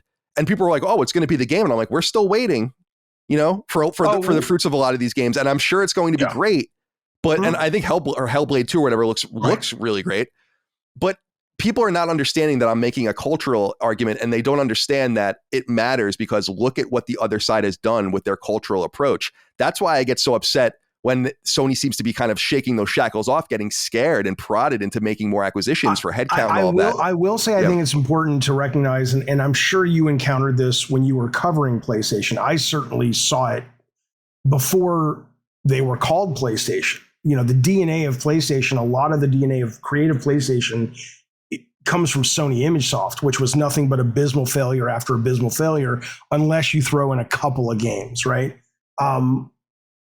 The culture of Sony, sure, we work with these teams and we buy these teams after X number of games, whatever. But a lot of it, though, is more about rolling the dice on artistic vision and genuinely caring at the time. And I think they still do, but the budgets are getting such that it's harder and harder. Genuinely caring about the art form, or being lucky enough that the titles where they cared about the art form sold well enough that marketing was like, sure, you did it once, do it again, right? That DNA of, I have this thing I want to express. The team has this thing they want to express. This is unique. This is special. This is different. I think that is even more foundational to the mix of why that culture is there at Sony and very few other places. Because, and I think Nintendo has it too, because it's sort of built on the bones of Miyamoto and to a large extent Iwata that were creators before anything else, right? I don't think you have that at Microsoft, and I think that clearly shows. I know there's Ken Lobbs over there from Nintendo, but clearly he's not that effective or that engaged with what they're doing. But I think part of it is, and I don't know if it's going to get a lot worse as the budgets get higher. Maybe you're right when you're saying these new acquisitions are a sign that doesn't work anymore, but boy, I'll tell you, the great thing about Sony for the longest time is that they would roll the dice on not just the really weird stuff like what's the goddamn Parappa the Rappa and stuff. I don't mean that, although that was great, but even up to Last of Us 2, there's a lot of things I think most companies would say, yeah, we're not going to do that. We're not going to take that chance, and they did, and it paid off for the most part beautifully, right? Well, yeah. I think Sony lacks the meat and potato games that I think Xbox, when they do well, has done really well. Like I said, I'm playing Gears of War. Gears of War is the most just meat and potatoes, right down the middle. Michael Bay, Jerry Bruckheimer, blockbuster. I mean, whether it was calculated or not, I think Sony probably does need more of that as the budgets get higher. But I think culturally it has more to do with like people like Shu and people like Kelly Flock and Alan Becker and Connie Booth and maybe Jim Ryan. I never worked with Jim. Herman Holst, genuinely believing the art argument. It's not lip service for them. It doesn't mean business doesn't come first, but I think Xbox has nobody like that as far as I can tell. Like nobody. And it's like, that's criticism of Xbox and Game Pass. I don't think that's criticism of a subscription service model. I think it's a criticism of a subscription service model that's run by people that shouldn't be running a games company. Do you think that, I guess, first of all, I agree with you completely. I don't understand how there's been no changes over there. It's not like you want people to lose their jobs, but you would think it would be urgent. Like they're getting trounced. They are. I don't mean that in any disrespect. Like that's gonna fucking get Phil fired or moved. Don't you think? That's gonna have ramifications, right? You would imagine so. Like we don't have, Microsoft refuses to talk about numbers, so we can't compare, and they haven't talked about numbers since the 360 era, but the numbers that you see that people kind of extrapolate and try to kind of do the math and make these weird models based on what we do know, it's not looking good. And actually I saw this interesting quote do I have it written down here? Yeah, that he had made the argument. Oh yeah, here it is.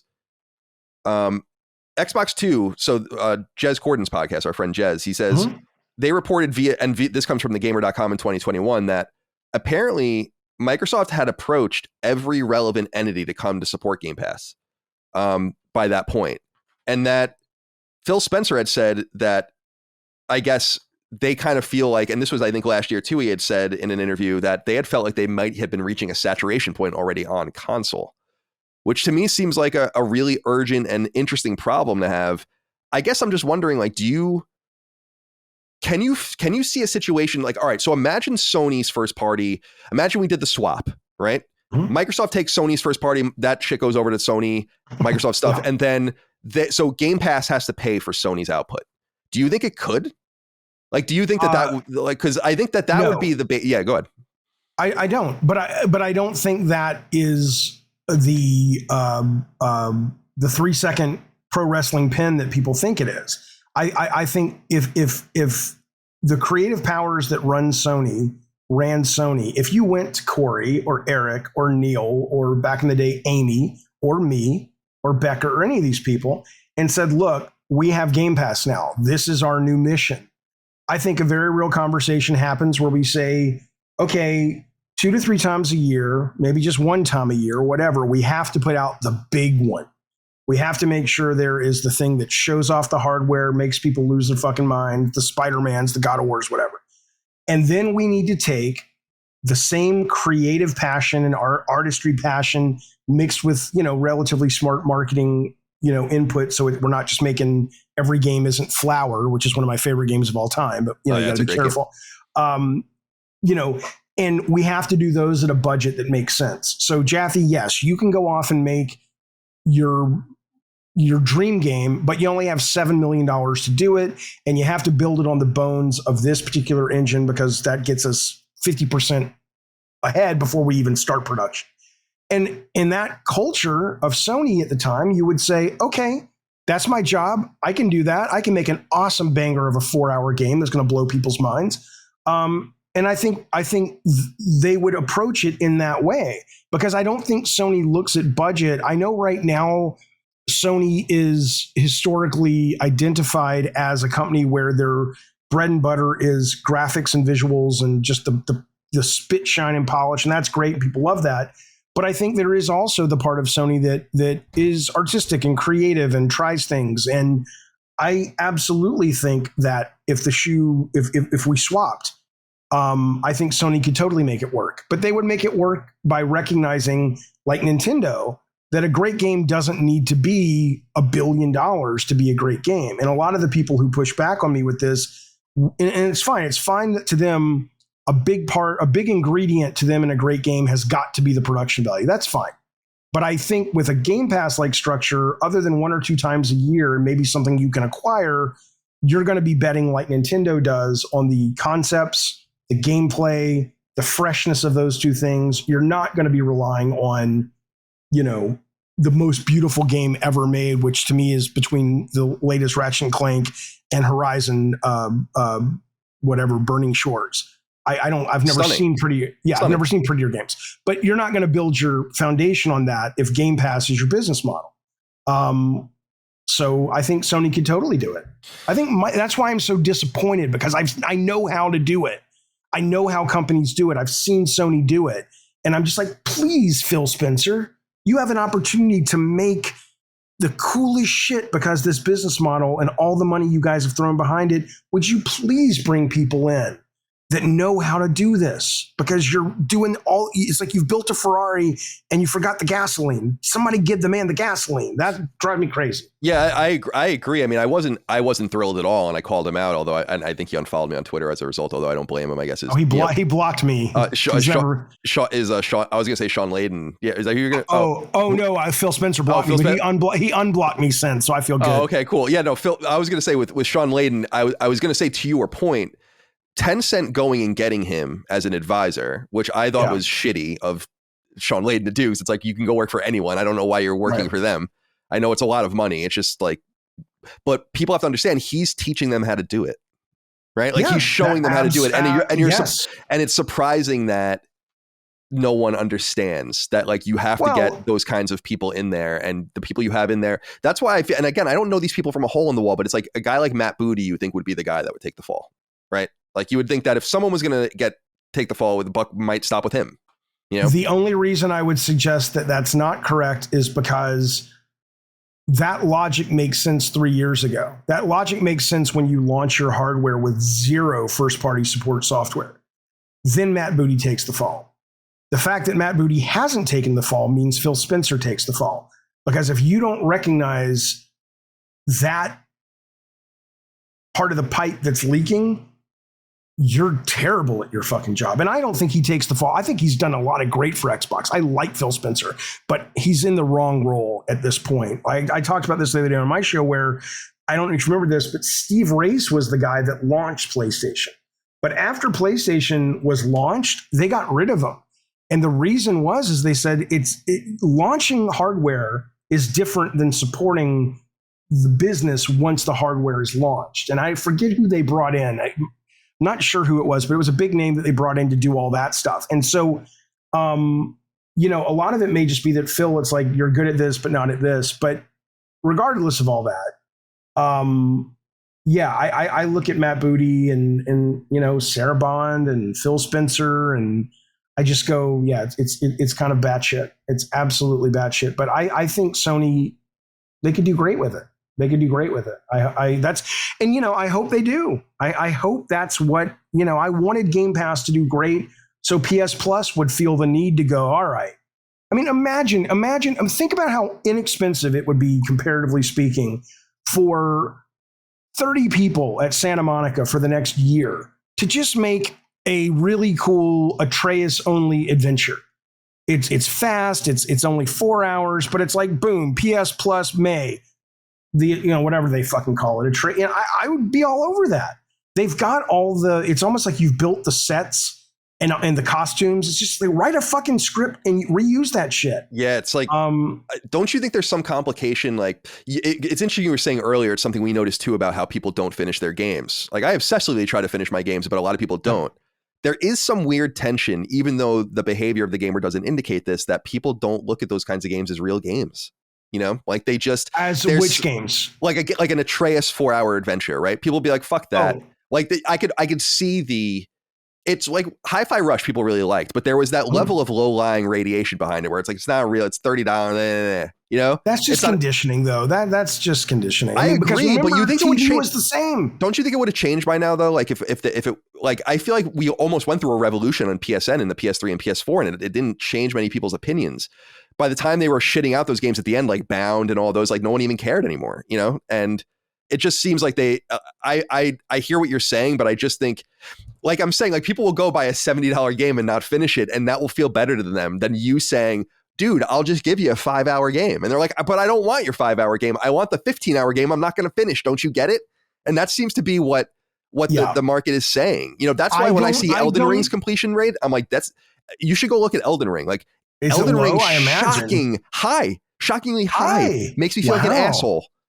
Interesting. Because I'm so bad at it. Like, you would be shocked at how many. It's like 1 in 10 people have the platinum or something. It's like, amazing. What? I can't even. It's my favorite game beat of the all second time. game or the second. I love it. But so I think there is a conditioning element to that though, because if you remember with television, for the longest time, television was kind of the wasteland. No actor wanted to be in TV. Everybody wants to be in film. And it's like, now you got Martin Scorsese, you've got Spielberg, you've got Meryl Streep is in the new season of Only Murders in the Building. I mean, perception changes if there's a reason to change perception. And in the case of TV, they were given a reason to go, oh, this is better than just going out to the theater and seeing a lot of soulless tentpole movies like Disney's live action version of Dumbo. It's like, I'm good. So, I mean, I don't think there's anything inherent in human psychology that demands people feel that way. I think it's just that they have been used to the way they feel and nothing's come along consistently enough to push on those patterns. I will say also that you bring up Bound. That's where Sony has fallen down with this stuff, is that they miss just because your budget is low doesn't mean you don't aim for the commercial home run. So a lot of like, who the fuck would buy Bound?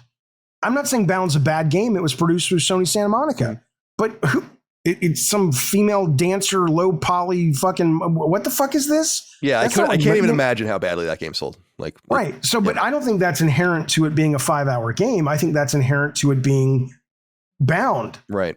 But if you put out, Journey is like the antithesis of what you're saying. Journey is an even shorter game, and everyone loved it. Right. Oh, but even if I don't know what the numbers are for the DLC that Capcom put out for The Village, which was like a 4-hour version of the daughter character of the protagonist of Village. I forget Ethan Winter's daughter. Ethan Winters, yeah. I don't know how it sold, but I imagine because it was very commercial and it was horror and people love the genre, probably did really fucking great. Probably didn't cost them that much to make. So I think, again, it's this weird thing. I want someone to come in to whether it's subscription or not, to the short form, which is ridiculous to call 6 hours short form, but the short form gaming sphere with the commercial mindset of I want people to buy these, not because they're short, not because they're on a subservice, not because they're $19, but because commercially speaking, this is fucking awesome.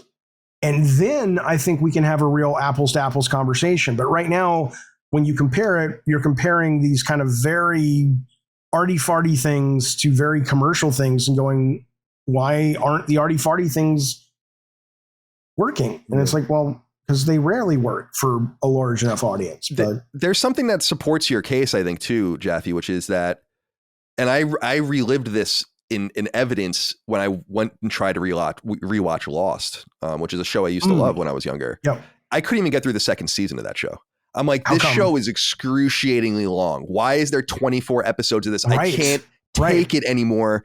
It's like half of it. And then you get these really tight, The Last of Us 9 episodes or 6 episodes or 8 episodes. So there is something to your point that like people accepted that they were getting less, but it's better. Yeah.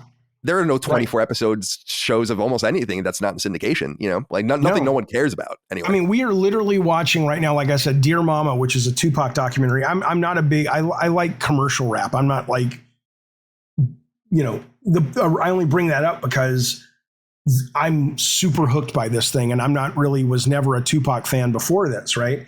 And it's literally 5 episodes. It's like, it's a series, but it's 5 episodes. Why? Because that's what they needed to tell the story. That's how can you not celebrate that? How can a gamer not? I mean, I get that if you're talking a Final Fantasy or a Dragon Quest, I want it to be 80 hours because I want the grinding and I want to build that's wonderful. But how a gamer, it's Stockholm Syndrome, how a gamer cannot get behind the idea that if the director of Resident Evil comes out and says, this game's going to be so much better at 6 hours than 15 hours. Now, fuck you, you're wrong. No, he's not wrong. You're just conditioned because to you see game as $70 but he's saying, I'm not going to charge you $70 for it. Oh, well, it's not a game then. Yeah.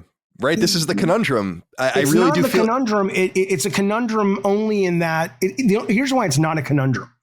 It's not a conundrum because we haven't actually seen the proper expression of what we're talking about play out frequently enough to see if the pattern didn't change and we had games like that frequently, then it would be a conundrum. But right now it's just frustrating because we don't see enough games like that to know how the audience is going to respond.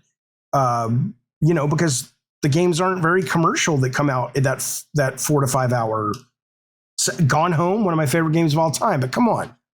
Firewatch, I adored it and it sold great. But, Firewatch is not going to get the guy who just bought a PS5 going, oh, shit, I got to fucking play that. You mean I get to play a park ranger who has a weird parasocial relationship with a lady in a fucking tower? Like, oh, fuck yeah. I mean, come on. Yeah, that was an interesting game. Great game. And Gone Home was seminal. I mean, just absolutely revolutionary. Yeah, but it's not commercial. No, not at all. And so that's what I'm saying. Yeah, I agree. And, and I guess, it's like with the subscription models, I understand what you're saying, but and the idea that it could be done, that there could be a good steward. There will be, I imagine, a good steward at some point. But I wonder, do you have a little more time? I wanted to just ask you a few more questions. Yeah, I do want to plug something, not of mine, but it just reminded me. When you say there will be a good steward, I don't think this is ever going to do great. They just got bought by a company. I want to say it was, might have been 2K. In fact, oddly enough, it might have been 2K and Strauss Zelnick and all of his stuff. But there is a cell phone game company. Sorry, there is a subscription based. It might be called Game Crazy or something like that. I'll look it up. And what they do. And it's run by the editor-in-chief, the former editor-in-chief of, I think it was called Touch Arcade or something like that. But what they do is you pay like $3.99 a month or something like that. And they've gone back to the games they've either ripped out the microtransactions that were there and the ads that were there, or that never had them to begin with. And so they're older games, but they are all really great gamer-based mobile games. And so Apple obviously is in the same market doing more new stuff, but they're, kind of curating the really good stuff from the last 10 to 15 years that still holds up, still plays great. Like I think it was Loco Roco is in there. And so my point being is that there are people that seem to be doing it. You're saying one day someone will do it. There are people that seem to be catching on in the smartphone space. But I'm very hopeful that we get something like this happening, even if it's just horror. Imagine if Shudder said, you know what, we're going to do a subscription video game service. We're going to get the best indie horror games, and there are tons of them. There are tons of these games that like Puppet Combo and all this shit made almost with no money, but they're still really cool and really scary. A couple times a year, we're going to fund an original. I'd fucking sub to that. Fucking insane. Yeah, learning about Shudder was recently, like in the last 6 months or so, it was interesting for me because I'm like, wow, this is mega cool that this works. This sounds like the kind of thing from the outside you're like, there's no chance, right? Because it's just too small. There's too much competition. How will you do it? And they've managed to carve something out for themselves, which is awesome. And then even to the point that now Screambox is launched because they're like, oh, there's money in them there hills. I guess we'll do it too. So now there's two. I don't know how long that one will last, but I would love that. I would love to see somebody do that. Let me ask you about this argument about Game Pass, and this is a salient argument to me. I wonder if it means anything to you. Is that there's this assumption that because everything is falling into the subscription model, that games will naturally follow suit, right, in the entertainment sphere. So you have your music, you have your film and TV, and so on and so forth. And there's this argument that games are unique because there's really no way, there's no second or third strike really with most games of making your money again. You launch your game, and as you know, you have the plateau, and then it falls off a fucking cliff, and that's the end. Unless you're a big game or have some sort of good write-up, or you have DLC, which most games don't, and all of that, and everyone is always upset about DLC and so on and so forth, so you don't necessarily want to go there. While musicians can tour, in fact, that's always how they've made their money, even during the heyday of record labels giving you $1 million contracts and everything. Like the band, not Shovel, Helmet, the band Helmet, they talk about how like they were like one of the last bands that you could even, they got like $1 million contract. And it's like, how did that happen? Like they're awesome, but they're so hardcore. They're not mainstream. So even during those heady times, people would tour. I remember TLC, the band TLC, they said, I remember watching a Behind the Music with them. They said we had the #1 song of the year, which was Waterfalls, but we were broke because we had to pay for all of our fucking videos. It came out of our contract. So exactly. I mean, it was, and in a lot of cases predatory. They had this way of getting their money back. And that's right. Bands, merchandise. Right. And like bands like my favorite band from even my childhood is 311. They still tour to this day, and they make a ton of money doing it. They just tour. Who's the band that just came out yesterday and said they're breaking up, but they're going to have a final album? That was Sum 41. I saw that. Sum 41. Yeah, Sum 41. Okay. They were pretty good. I had a couple of their records. I get all the number bands mixed up. But okay. But like, they don't release relevant music to most audiences anymore, but doesn't matter because they can still go play amphitheaters and do all that. So they have that. That's right. And the merch and all that. TV shows, even in, and I think Strauss Zelnick would probably talk about this if he was here, if we can ask him, is that I think we all know TV shows have big hits, like HBO saying, oh, look at how big The Last of Us does. But there's a radiation of those shows doing much better for longer periods of time and attracting people through much more accessible word of mouth, right? TV and movies are just much bigger for normal people to talk about and suggest to people. They watch more of them. So I think there's just more churn there. And so that plus syndication and all of the rest is just more ways to make money back there. Films, I think, have two bites at the apple too, right? Because a lot of big movies come out in the theater. And then films have more than that, really. They have the theater, and then they have streaming, and then they have network television, and then they have cable television, and then they have the airplane and the hotels, right? I mean, there's a lot of places they can get their ducats. Absolutely. And so let's say they have many bites at the apple. And there's an argument to be made, and I think it's a salient argument, that games simply don't work under that economic. There's much more strain on the pure cost of making a game because there's fewer ways to make that money back, and there's fewer bites at the apple, and arguably really one bite at the apple in such a time-intensive hobby where people not only are always interested in new things, but stay with the same things over and over again. That's one thing that none of this has that games do, which is that no one watches a movie for 500 hours, right?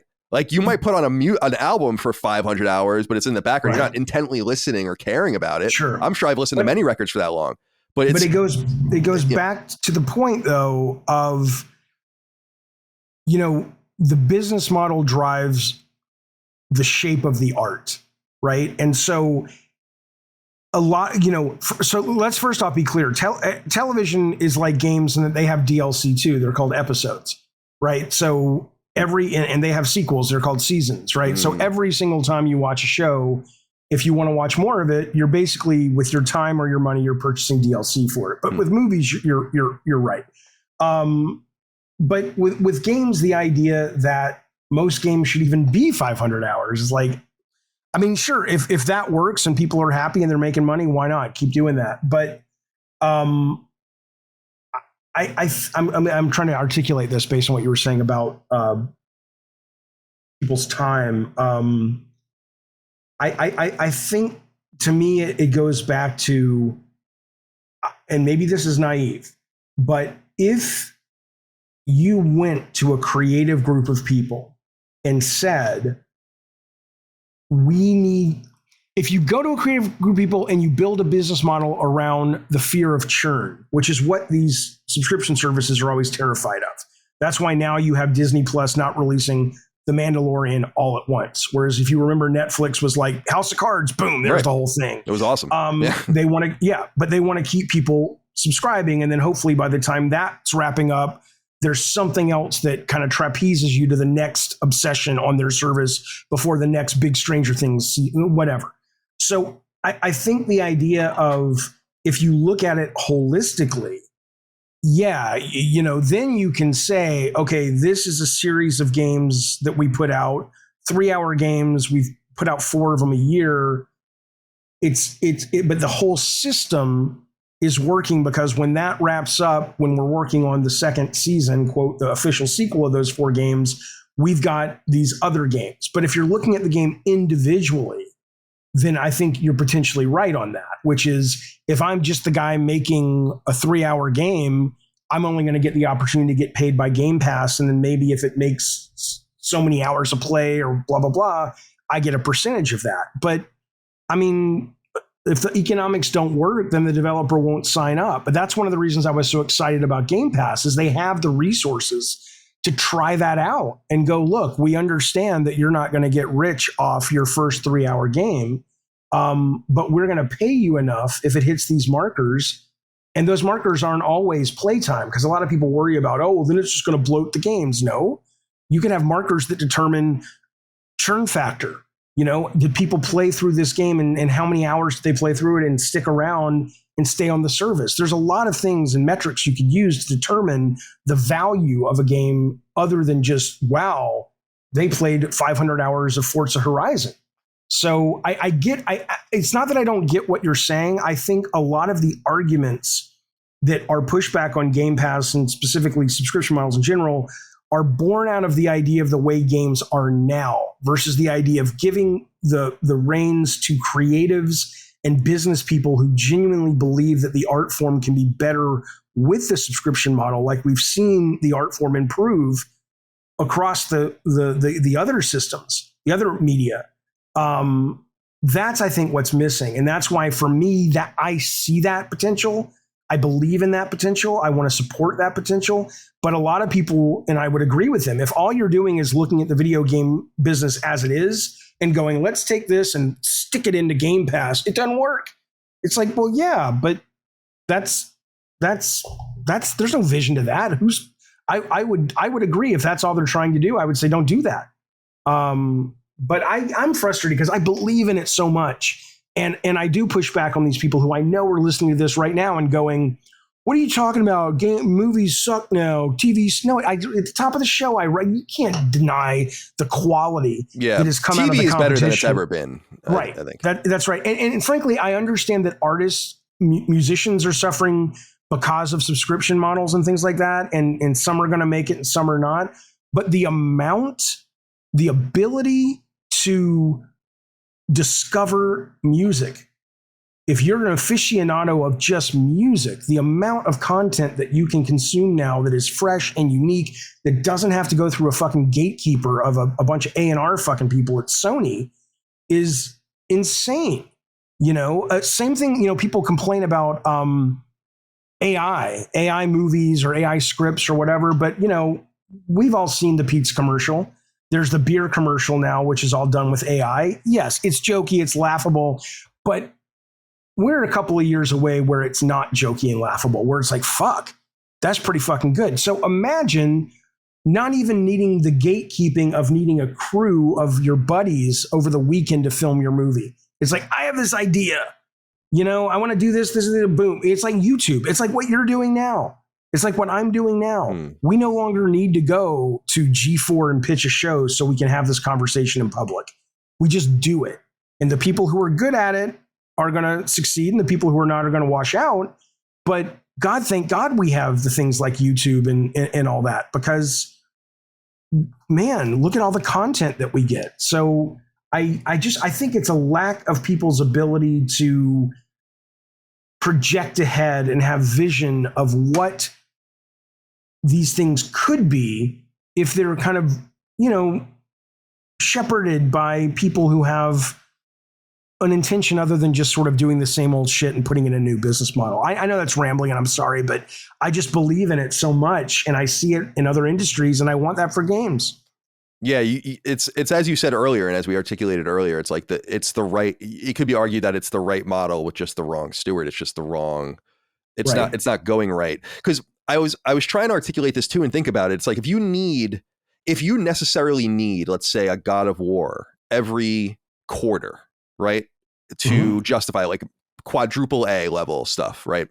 That's $1 billion, right? Like that's right off the bat.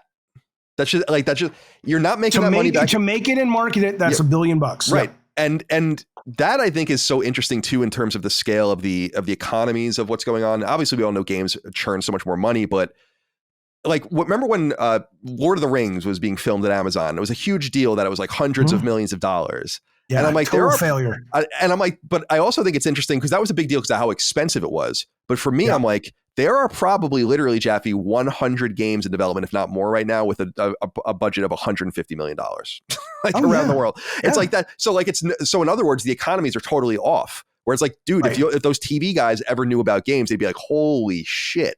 That's how many projects you guys have in development. And not only that, the most fascinating part about it is these games that people watch your show, that watch my show talk about, they're not the games that are really moving the needle.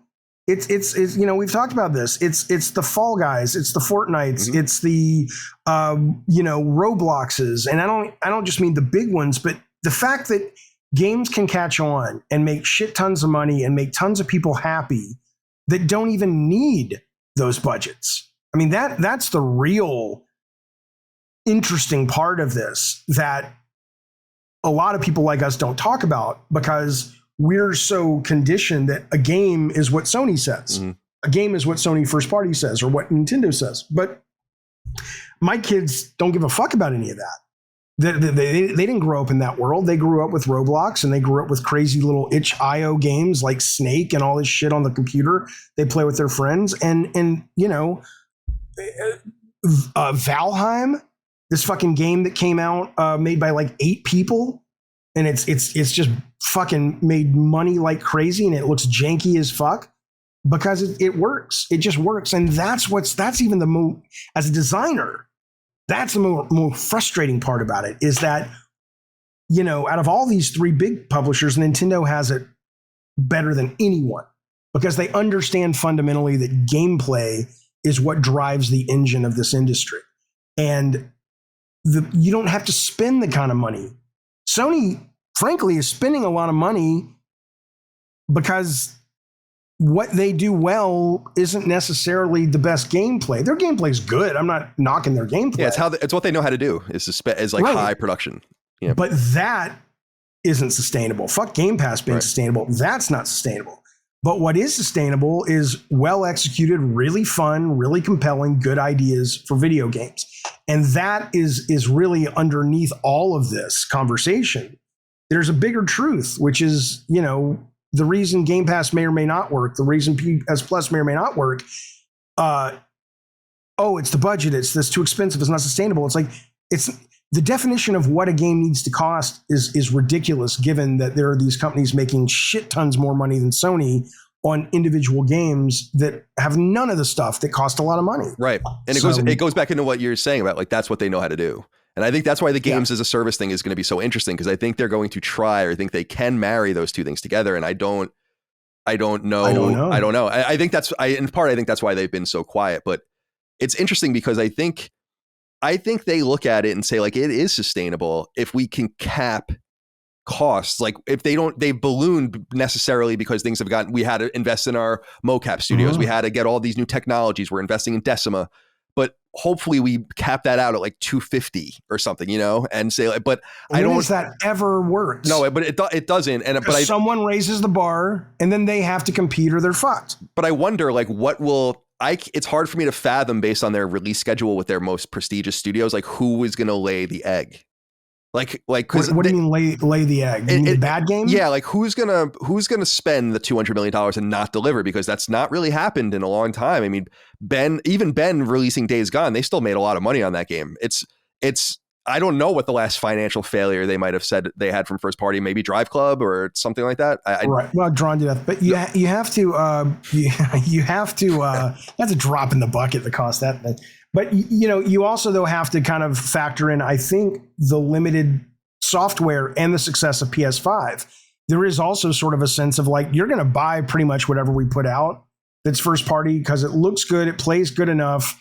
And what else are you going to buy? We're only putting out 2 or 3 games a year, and third parties only putting out, unless you're Capcom, which somehow manages to just churn this shit out and their quality. Mm-hmm.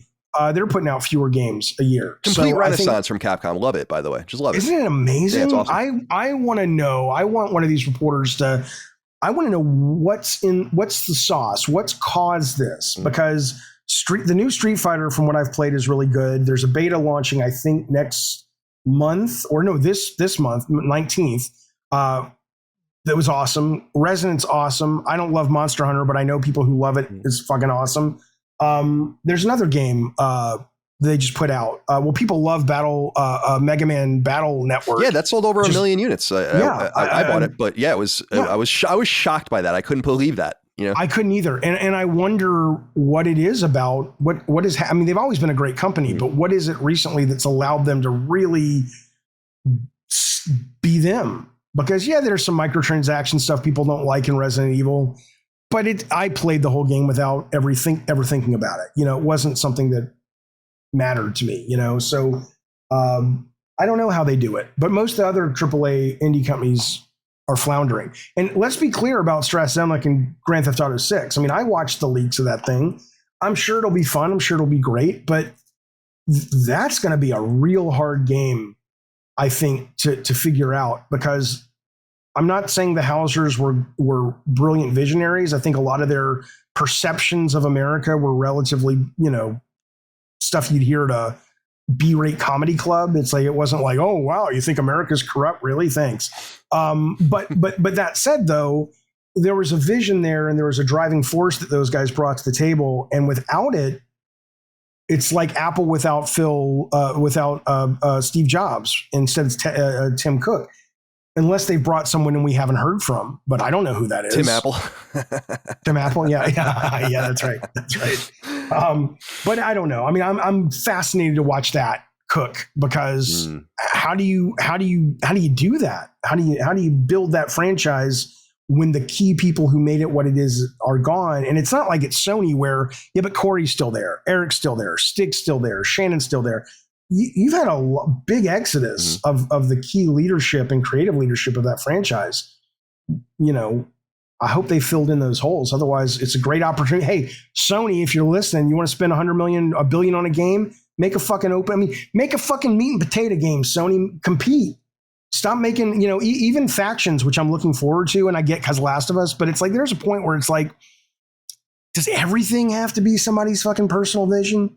Can't some things just be, some dudes with guns and shit, and just it's okay. You're not gonna slum too hard, but you make a lot of money. Yeah, I that's why I want them to bring back some combination of Killzone, SOCOM, or Resistance. Like, at least embrace the shoots again. Like, everything's so precious these days. It's just like, this is about my journey with depression. I don't care.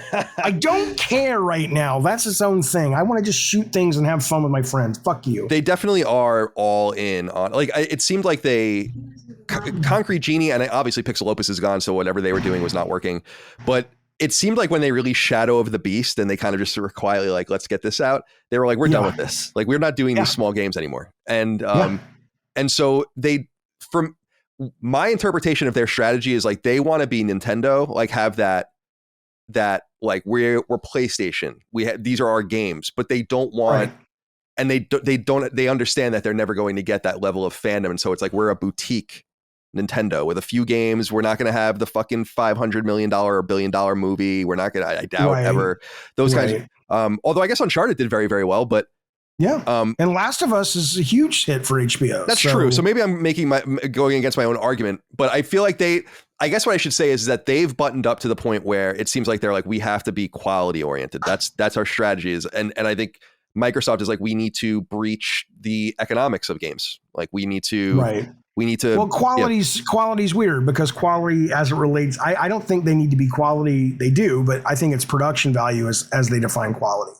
Because Nintendo's has to be quality too, but their games don't look near as good as Sony's for technical and just where they put their focus, right? I mean, so quality, a lot of people, I think Sony looks at quality as a real strong ingredient in that definition of quality is production value. I'm curious. I mean, I would know if I asked around, but I haven't. But I mean, I even look at God of War Ragnarok, which I think sold really fucking well. I don't know the numbers, but what do you think prevented that team from going, this game has some amazing shit. It's awesome, but my God, it drags. Like, why didn't somebody step in and say, this is a little boring. Yeah. Let's pick it up. What do you think what that was about? I really think that there is a fear of playtime. Like, I think that their research probably accurately shows that those who talk about games and care about games most to proliferate information about it will hone in on your 12-hour game as a negative and your 25-hour game as a positive. And they're simply like, you gotta just pad this thing out. And I'm sure when they're making their worlds and their hub worlds, and they're like, we got to figure out, you got to have a fucking racetrack over here. You're going to have the collectible thing over here. This guy's going to give you a side quest. You can read and even feel the way you traverse environments in games like Horizon and God of War, where like, oh my God, just get me to where I'm going already. Why is this taking so long? Even just going places, And it's like, well, because they got to waste another 30 seconds, my friend. And they're going to do it over and over. But then why you can hate Game Pass and subscription models. You can hate everything till the day clouds come home. But if you really consider yourself a lover of the medium, why don't PlayStation? I never hear PlayStation fans push back on that like you are right now, where it's like, this is not good for the game. Either they enjoy it and we're just outliers, or they're lying to themselves. But it's like, but they're not, because the trophies show, like you said, that most people are not even beating the games, right? It goes back to this psychological thing, I think, Jaffe, where people, it's value. It's why I get upset. I understand that games are expensive for people, right? And I understand that my argument that they're cheaper than they probably even should be is not. I know, I get it. I know people aren't into it, but I do believe you get what you pay for, right? And you reinforce arguments in the economy so that when it's like, okay, God of War's 25 hours and you're not into it, but you're buying it, and they don't give a shit if you fucking even put it in your machine, by the way, right? So you're sending all the wrong messages, but they should, because the sequel will sell less, right? I mean, if you buy it and don't like it, You're not, they're in it for the long term, right? I mean, that's a dangerous game. This is true. Although, and I would have made this argument even with Horizon until those sales numbers came out today, where I'm like, it's actually selling way better than I thought it was. Like, I don't know why they didn't say this sooner. 8 million for the new one, right? Yeah, Forbidden West, where it's like at 9 million or something. Do you look at that and go, that's good? I don't think it's great or bad. It's kind of okay, right? Yeah, I think it's what I felt about The Last of Us part one. Yeah, The Last of Us Part 1 sales at 10 million in a year or whatever, where I was like, that seems a little soft to me. But I think a lot of that has to do with kind of the console transition. There's more value in more places. People are waiting for you to drop the price in your games, which is why people like Nintendo or companies like Nintendo don't even set that precedent. So you don't do that and expect things. So I do think that sales are showing, because we see that with God of War Ragnarok, which sold huge numbers, but that sales are tracking longer, so that I think Horizon Forbidden West and Horizon should reach Horizon Zero Dawn after a few years if it keeps on that more positive trajectory. I don't know. I wonder how much of the brand's value is inflated because Horizon, at least in the UK, was a massive success because it was in the bundle, and that's included in that number, right? I wonder if they're able to sort of extract the genuine interest in the brand from the fact that a lot of people did purchase it because it came with the hardware for a lot of people. And sometimes the only hardware you could find, it's got Horizon, fuck it, I don't care, I want the PlayStation. Because I think that brand is very soft. I don't think it's a strong brand. I agree. I personally really like it. I like it for reasons that most people like. I love post-apocalyptic United States, the weird sci-fi shit, all that. I like Aloy as a character. I think the combat's awesome. But I don't understand the level of investment. They're doing what appears to be a Zero Dawn remake of some sort, MMO at NCSoft, a multiplayer game, Horizon 3, Call of the Mountain just came out. By the way, you want to look at trophies where people are like, noped out of a game, go look at the trophies of that game, pretty bad. And then the TV show. And I don't think it can sustain that. I think Horizon's cool enough to sustain a game series. 1, 2, and 3. That's probably because Herman, right? It's his baby, and I run the whole place, so I have it could be it's like skewed perspective on its value beyond what's really there. Maybe and I also think that I think that part of it is like it runs on Decima. They have this open world technology working. They've built so much of it they can iterate on it. I would imagine much of the multiplayer game is going to use all sorts of assets and shit that already exists. I think that they're looking at getting more out of the things they're making. It's the same reason, Jaffe, why it was weird, but when they went after what was it, Valkyrie or whatever, and they've solidified the Malaysian studio, and they bought Fire Sprites like Satellite Studio and all of the rest. They're seeing that costs are bloating, and they're trying to internalize it as much as possible. That's why I think they're investing in Decima. That's why I think all these games are being revisited over and over again to reuse assets, technology, know-how, writing, lore. From building a series that it's probably the hardest to get the series Bible written and off the ground, and then once you do that, you can kind of get up and running. We didn't have a series Bible or whatever. Your thought and idea or whatever, but you're off and running. And I think that they look at that and say this is a cost savings thing. And even if Horizon sells 10, if the next Horizon, they say, look, because I agree with you, the world is amazing. The combat is fucking phenomenal. The motion of the character is excellent. I don't agree with you on Aloy. I think she's horrible. I think she's just a terrible character, very boring.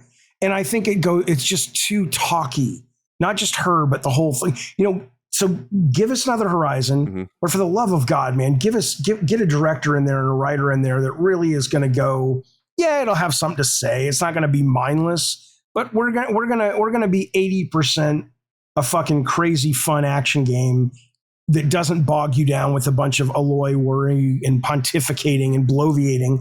And then we'll do a little bit of that. But it's like, geez, pull your fucking head out of your ass, man. You can have this great, fun commercial title that's bigger than what Horizon is now. And you guys just won't tell these fucking wannabe artists, which I know they're artists. I'm just being frustrated. It's just stop.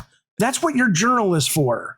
Go journal. Yeah. And then come to work. It's fair. I think that, and you would know this being internal for so long and second party as well, is that I think there is a lot of latitude where it's just all right. You think there needs to be 500 journal entries in Horizon? Go for it. Yeah, that's bad. I was actually talking on a podcast I did that will go live soon with another creative director out there. And we were talking about how in the game Control, which I really love. And by the way, it's so impressive that they made that game for so cheap.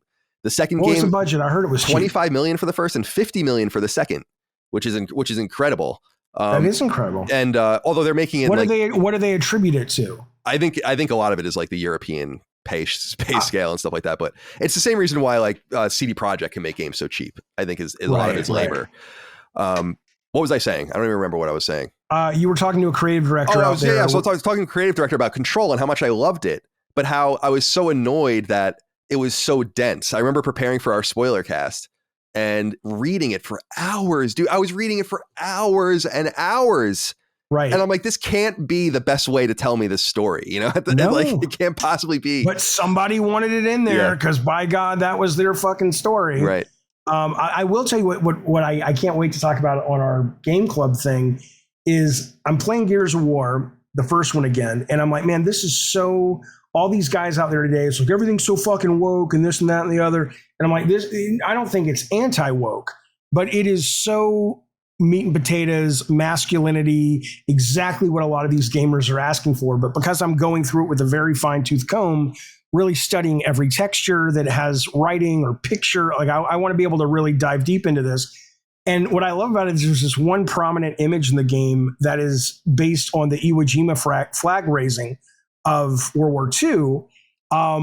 But there's one soldier who's front and center, unlike that picture. So there's the guys hoisting the flag. And then at the front, there's the commander who's a woman. And I'm like, this was back in like 2006. So I'm like, you motherfuckers, you guys were playing a woke game and you didn't even fucking know it. I'm going to point it out. I'm going to make you feel like a fucking, whatever, fucking blue stater, you motherfuckers. Anyway, I think the general risk aversion that those Horizon decisions though make, Jaffe, I think is interesting. I think you're going to see more of that. That's why I think that that's why it's like, do I think The Last of Us 3 is in development? Yes.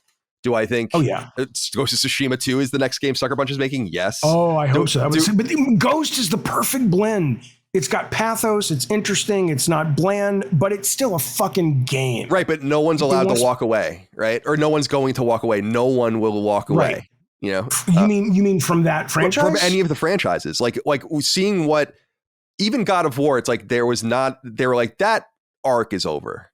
It's like, okay, or with Uncharted, right? Like on no one talks about it, but the new live action Uncharted trailer from a couple months ago clearly shows an Uncharted game. I don't know if the girl, like absolutely positively, right? So, I was like, okay, interesting. That's probably maybe the San Diego team or some secret internal team doing it. And that's why I'm not so worried about the Pixel Opus closure, where I think they're going to announce this new team and probably make them into something real finally. But so I don't know. I'm a little bummed that they are so risk averse because that was part of this on The Last of Us 3. Yep. So The Last of Us 1 was okay. It wasn't my cup of tea. I love The Last of Us 2, but I understand it's hard to extract the reason The Last of Us 2 gets hate. Is it the Joel thing? Did it not sell as well because a lot of it got spoiled? Is it the more progressive aspects of the game? It kind of depends on who you ask, blah, blah, blah. But before the show came out, which is also very progressive and very successful, I would have assumed Last of Us 3 would have seen marketing and Jim Ryan really pushing on that team to go, you guys might need to dial back a little of this because, but now with the series being what it is, I wonder now, like, is it carte blanche? Do whatever Neil wants? I would assume so. And you might even look at it as foolish for them not to be like, well, first of all, I'll argue that the second game demands another game more than the first game did. And so I think it would be weird now to leave it the way they left it in the second one. I think it was much more logical to leave it alone after the first game, right? One. So when you open that can of worms, I feel like you kind of have to deliver that. And I think they're going to, and I would imagine that syncs up with the show, the HBO show, and they all tell the story together and whatever. That's my assumption. And then Factions, I think, is them trying to say, again, it's like the Horizon MMO or the Horizon multiplayer game. It's like, well, Factions was popular. Let's try to extract more out of this. It goes back to Horizon. It's like Horizon is fucking fun, dude. I mean, I don't know if anyone's played that game where you can say that it's not fun. And I think they look at that and say like, well, we get another bite at that apple. Let's get it out there as a fucking MMO. Let's get it out there as a multiplayer game. And I just think that's a little bit different than the way they used to operate. Like it's 100%. And it's like it seemed like they knew when to move on. Uncharted went even too far. I think if it was up to Neil Druckmann and Bruce Straley, that fourth game probably would have obviously never happened. and they knew, and even Insomniac was like, we kind of want to get away from Resistance. We kind of want to get away from, for going back and embracing Ratchet and Clank after kind of failing with it was a pretty bold thing. And I think they did it the right way by remaking the first game and all the rest. It just seems like the only places I see where it seems like maybe more promising things are happening is kind of in the middle, where Bend isn't making Days Gone 2. It's like, all right, so at least there's some sort of limit. Like you have some sort of limit where you're like, no, that didn't sell enough to merit the continuation. Yeah. I'm curious. I know this isn't what this topic is about, but I don't think I've talked about this with somebody recently. I don't think it was you guys, but God of War, the next one, right? That's tricky, right? Because I think my take on it is, I loved 2018. Thought it was excellent.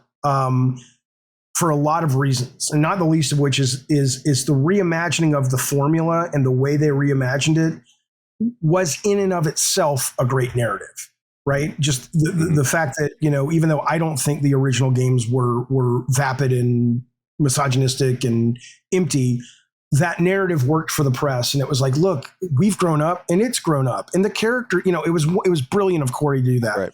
And I think the second game, insanely well done, had its issues, whatever. But I think now that the bloom is off the rose as it relates to we've redone the formula, I don't think if they just continue that, I think it's already feels kind of old, kind of dated. Is that correct? One second. I got it. Yeah. Well, sorry. He's talking off mic. Okay. Sorry about that. No, it's all good. No, it's all good. With God of War, I think God of War can be one of those things you revisit over time, but you have to put it away. Like you could argue for this time and space Kratos that goes to these, these different, ends up as in these different pantheons, and is even, I think Dustin or one of the guys came up with this idea of him even being hunted by the gods now that it's clear that he basically works outside of the rules, and but you got to put it away. And I think that's what's important. I think that's what they got with Uncharted. See, I don't think you even need to put things away for very long, but by the time an Uncharted 5 comes out, it'll have been almost 10 years or so. And I think that people will be hungry for it again. And so you have to just be a little bit patient. That's why it's cool that they're moving on with Days Gone, and I'm excited about that, and why God of War is probably not going to be their next game at Santa Monica. But at the same time, I hope that they continue to bust off those shackles, noting that, first of all, there are plenty of IP they can revisit that I think are desperate for revisiting. How have they not revisited The Getaway? How have they not revisited a game like Colony Wars in this era in VR and all this? But then moving forward, I can answer that question, but keep going though. Yeah. Okay. Well, go ahead, please. Well, the answer is The Getaway was basically a game based it's a game based on movies, right? There's no one. Yeah, it's a Guy Ritchie movie, basically. Right. Yeah. Very few people that, if you press them, could tell you the name of the protagonist in The Getaway. Right. It Hammond or something like that, I think. Yeah. Yeah. You're right though. Yeah. And so I think Colony Wars, G Police, Getaway, a lot of those games that get built on, I loved this kind of movie, I want to make a game based on that, and they don't add anything to it for their time. Wow, a game can be like a movie. That's cool. A game can give me the space fantasy. That's cool.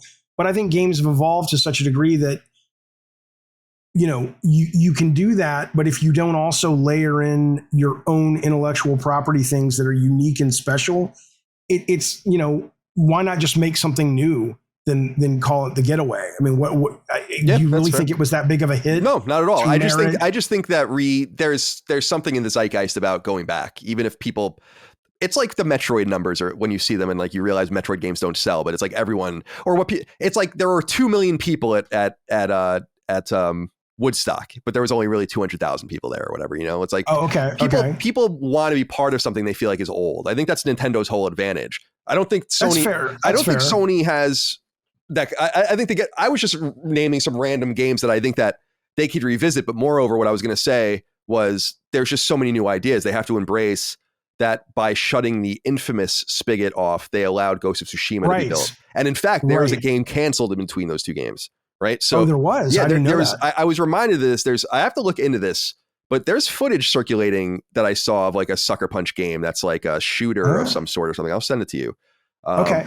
But so you have to read this, and of course, God, Santa Monica's famous canceled project that cost tons of money. Yeah. You have to just be able to find new ideas. And I just hope that they embrace that, because if all of your big cannons, like if you have the machine gunners all doing different things like Bend and all the others in the London studio, that's cool. But you still need the big bombardments of new things. Don't get comfortable to where you become the Horizon studio, you become the Last of Us studio. I think that doesn't benefit them. I don't think you have any choice unless you have multiple teams. Because like you kind of mentioned before with the investment of Horizon, we already have all this stuff done. We're going to put that away in mothballs for 5 years and start up again. It'll be interesting, because I think we're already seeing a lot fewer. I mean, it is ridiculous how no one is complaining. It's fine that they're not, they're happy, but it's ridiculous that no one is complaining about the lack of software output at the AAA level, specifically from first parties. I mean, Sony literally has a game this year? Yeah. They have Spider-Man. Mm-hmm. Well, maybe I'm missing one other one, maybe like a Forza DLC or something, but Xbox has pretty much, 2, and Redfall already shat the bed. Nintendo seems to be doing pretty well. They've got 3 or 4, but it used to be, again, I mean, I'm not saying let's pine for the old days, but it's insane that it's like, that's why I love having a PC and an X. I mean, I'm very fortunate, but I have everything. So I never, this weekend is crazy. This weekend is Tears of the Kingdom, but it's also the open beta for Diablo 4 for everyone. You don't even have to have pre-ordered it, right? It's the server slam this weekend. Right. When, that's actually for every system as well. But if you were just a guy who had a PlayStation or an Xbox, I would be like, where's the games, man? There's not enough to play. Yeah, I agree. Actually, I platinumed Dead Island 2 a couple days ago, and I'm looking and I'm like, I don't really even know what I'm, beat Resident Evil 4. I platinumed the first Final Fantasy game, went back and played it on PS1 Classic, Wild Arms 2, did all these different things, Gal Guardians. But I'm like, I don't really know there doesn't seem to be this repetitive, machine gun like release of high quality products, right? Which is a bummer. What is your favorite genre? Like, if a game were to come out tomorrow and it was your favorite genre, what would it be? Probably action RPG would probably be the one I would default to. Yeah, something like that. But I love shooters. I love JRPGs. Right. And you did play. You said you played Chain Echoes, so that was. Yeah, I didn't beat it, but I got distracted. But I got pretty far in it. Did you play? Yeah, I have it in January. Oh my god, what is that fucking game? Did you play? It's about this. I got to tell you this. You may have already played it. It's an action RPG. Excellent, fucking excellent. A couple years back, it was. Let me look it up real quick. Okay. It was excellent. It was about these world of robots. Hang on. Unsighted. Unsighted. Okay. Yes. I'll look it up. Have you heard of it? No, I don't think I have. No. It is a 16-bit kind of pixely looking game. So good. Cool. So good. And I think you'll love, if you love Chained Echoes and Chrono Trigger and all that stuff. It's not turn-based, so it's action RPG. Yeah, that's cool. I don't need. I like turn-based, but I also like action. So yeah, like the games I played this year. I'm just looking. Like I played Chain Echoes, then I platinum Callisto Protocol, which was a December game. I platinum. Did you platinum that because you liked it, or because you just like to platinum? I like the platinum games. Yeah. So, okay. Platinum Evil West, which was a really fun game. I really liked that game a lot. I played Uncharted 4 for knockback. Platinum Dead Space. Hogwarts Legacy, not for me.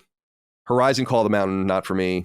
Beat Gal Guardians, platinumed Wild Arms 2, beat Resident Evil 4. Octopath Traveler 2, I've been on and off of. Final Fantasy, platinum that. Messed with the Horizon DLC, but haven't gone back to it. And then I platinumed Dead Island 2. So that's been my year so far. So yeah, I gotta find. I'm gonna look up. It's interesting to compare Dead Island 2 and Redfall, right? Because Dead Island 2 is like, it knew what it wanted to be. It's nothing special, but it's still a lot of fun. It's almost like you're brainless, like a zombie. It's like just fun, stupid fun, and I can't play it for more than 30 minutes at a time, but I enjoy it. And then you go to Redfall, and Redfall has so much potential, and the level design in certain areas is so good. And I love the whole East Coast thing. I'm not from the East Coast, but I love the romanticization of that kind of New England town at Halloween time and all that shit. They do that brilliantly, but none of it really comes together and works. So it's so interesting to see the hate that game is getting the ambitions were so much greater. But Redfall's just like, I'm picking a lane, motherfucker. I don't need to be, Tom Cruise. I'm going to show up, get the job done, move on. And I love games like that sometimes. Evil West was like that. Yeah, Evil West was awesome. Really underrated game. I really enjoyed it. Loved it. Great narrative. Yeah, that's what I was going to say. I loved the story. I loved it. I think I remember sending that to Frank Marshall, who was one of Spielberg's longtime producers, because every now and then he'll respond to one of my tweets. And I'm like, dude, get this. This would be a great fucking Spielberg Western. It was great IP. And I remember you talking about Outlanders as well. Outlanders had a great story. It definitely did. I loved it. I love that game. And everyone's, it's a shit fucking game. It's like, the game was okay, but the narrative was shit game. Yeah, the narrative was really good. I didn't think it was a shit game either. Yeah. I never finished it. The combat was great. I thought the combat was fun. But yeah, the story was really fun. And the way Square Enix talks about it indicates that I think they're not done with it. Like they kind of seem to have cut. Okay. I don't know if you've noticed that. Like they seem to have, they started shedding all of this stuff, right? And Western stuff, but they kind of drew the line and kept saying like Outlanders will, or Outriders, whatever the hell it's called, will continue. Right. And I'm like, I wonder if People Can Fly will continue that, or if they'll bring it to another studio. But I really liked it, and I loved the story. I loved the silliness and like the sci-fi. I love that generation ships and time travel and all that's good shit. It's very cool. Yeah, very, very cool. I won't take up too much more of your time, but I did want to ask you this one question, if you don't mind, as we exit, which goes back to the Game Pass and I guess subscription model thing. But do you feel like, and I guess this goes back to Strauss Zelnick's quotes, but that I can kind of see through my own eyes that third party or publishers are wary of Game Pass. Like they're interacting with it maybe less than they did. They're not seeing success. I think that some of them are, for instance, Outriders is a good example. Outriders might have just died completely if not for Game Pass, for all we know. But one thing is for sure is that people are like, oh, it's a Game Pass game. Right? It's like Redfall. Oh, it's a Game Pass game. Like that's like a disqualifier for a game. And I think some publishers are learning. Let me say, make sure I understand. When you're saying, oh, it's a Game Pass game, you mean that is indicative of low quality? Right, or a throwaway type game. Like not even necessarily low quality, but it's just like, it's a throwaway, right? And so that's what I mean by that. And I think publishers learn that with certain products. So like Square Enix learned that with Outriders, and they're like, no, like we don't want to learn this. And maybe Take-Two learned that in some way with theirs. And I should be clear. I should have been clear with this up top, just for people to know, is that I don't subscribe to PlayStation Plus Extra or Premium either. I have no interest in those things at all. I just told you I platinumed Wild Arms 2, which I could have gotten for free, but I bought it a la carte. So I wouldn't have PlayStation Plus at all if not for cloud saving. So I want to be clear. It's just, this is a more agnostic argument. But nonetheless, I guess I look at these particular situations, and it makes me feel like when I look at the upcoming catalog of Xbox Game Pass games, I'm like, I don't know that I see any major publishers playing here at all. Like you have Focus, I guess, maybe being one of the biggest companies that publishers that has, like, I think that they might do Lies of P or a company like that. And I without that level of quality coming from third party and without the interaction of it, Xbox, it puts even more pressure to Xbox have a Nintendo or PlayStation quality first and second party output at a time where I go back to this argument that they lack the culture of marriage with, or like courting of a studio, where they even greenlight a bunch of games like Phantom Dust and Scalebound that don't go anywhere because the roots aren't right, so there's just an urgency there. I disagree with that. It's not the roots, it's the people. Look, we made Twisted Metal and Jetmoto and Warhawk with a group of people who had never made a video game before and had come out of military simulations, and for their time those were beloved games that really helped define the early days of the PlayStation. We didn't need 15 games of roots before we got there. What we needed was a talented team and a talented group of people at Sony that were externally producing and helping design the game, that loved what they were doing, that cared about games, that were as obsessed with the game as the single track guys were. That's what they're lacking. I mean, the roots and stuff, okay, whatever. That can help. But what matters more, look, if you hired me day one at Xbox when Game Pass launched, and you said, Jaffe, assuming I would fly, which I won't, Jaffe, get on a plane and go over for a month and work with the guys at the Medium, whoever made that game, Team Bloober, to make sure, even though we don't own it, this fucking thing is awesome. I would do it, and I would do it with relish, and I would be like, how are we going to fucking make this work? That's what they lack. You don't need roots for that. You need to hire people who give a shit and love games and are authorized to be able to, affect change. Yeah, I also think that there's evidence in what you're saying too, that they already have some of what they need. Like, on the other side of the argument, where it's like Turn 10 and Playground seem to do pretty well, right? Like in their own ways. And Hi-Fi Rush, those guys. I mean, and Tango, yeah, sure. So and I think they have mega talented studios in waiting, like Machine Games, id. I really highly doubt that Microsoft's going to fuck around with anything that they're doing, but Starfield, I don't know. Everything rides on Starfield, and I'm looking now at their list of upcoming games that they've announced for Game Pass for the rest of the year, and I mean, it's like Stalker 2 and Solar Ash. Those are pretty big. None of their IP, yeah. Hollow Knight, but it's like. I'm with you. Yeah. All the IP they've talked about, like, we've got Hellblade 2 coming up. I'm like, okay, that's cool. But, and it may be the game that changes the world and makes me a huge Hellblade fan. But most of their stuff, Fable, Hellblade, I forget the other, even Perfect Dark. I think, I don't think they have a stable of IP that is like you were talking about with Sony, where it's like, dude, yeah, God of War, Last of Us, Uncharted. Those are games that have come before that have really changed the game. If I'm Xbox, I'm going back to the well and saying, don't fucking revisit this fucking legacy shit, because it never really connected. Xbox fans may love it, but nobody's going around cosplaying whoever the girl is in Hellblade.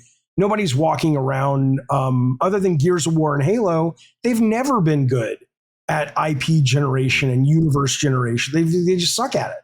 I would be investing in new IP, not going back with this shit. I wouldn't.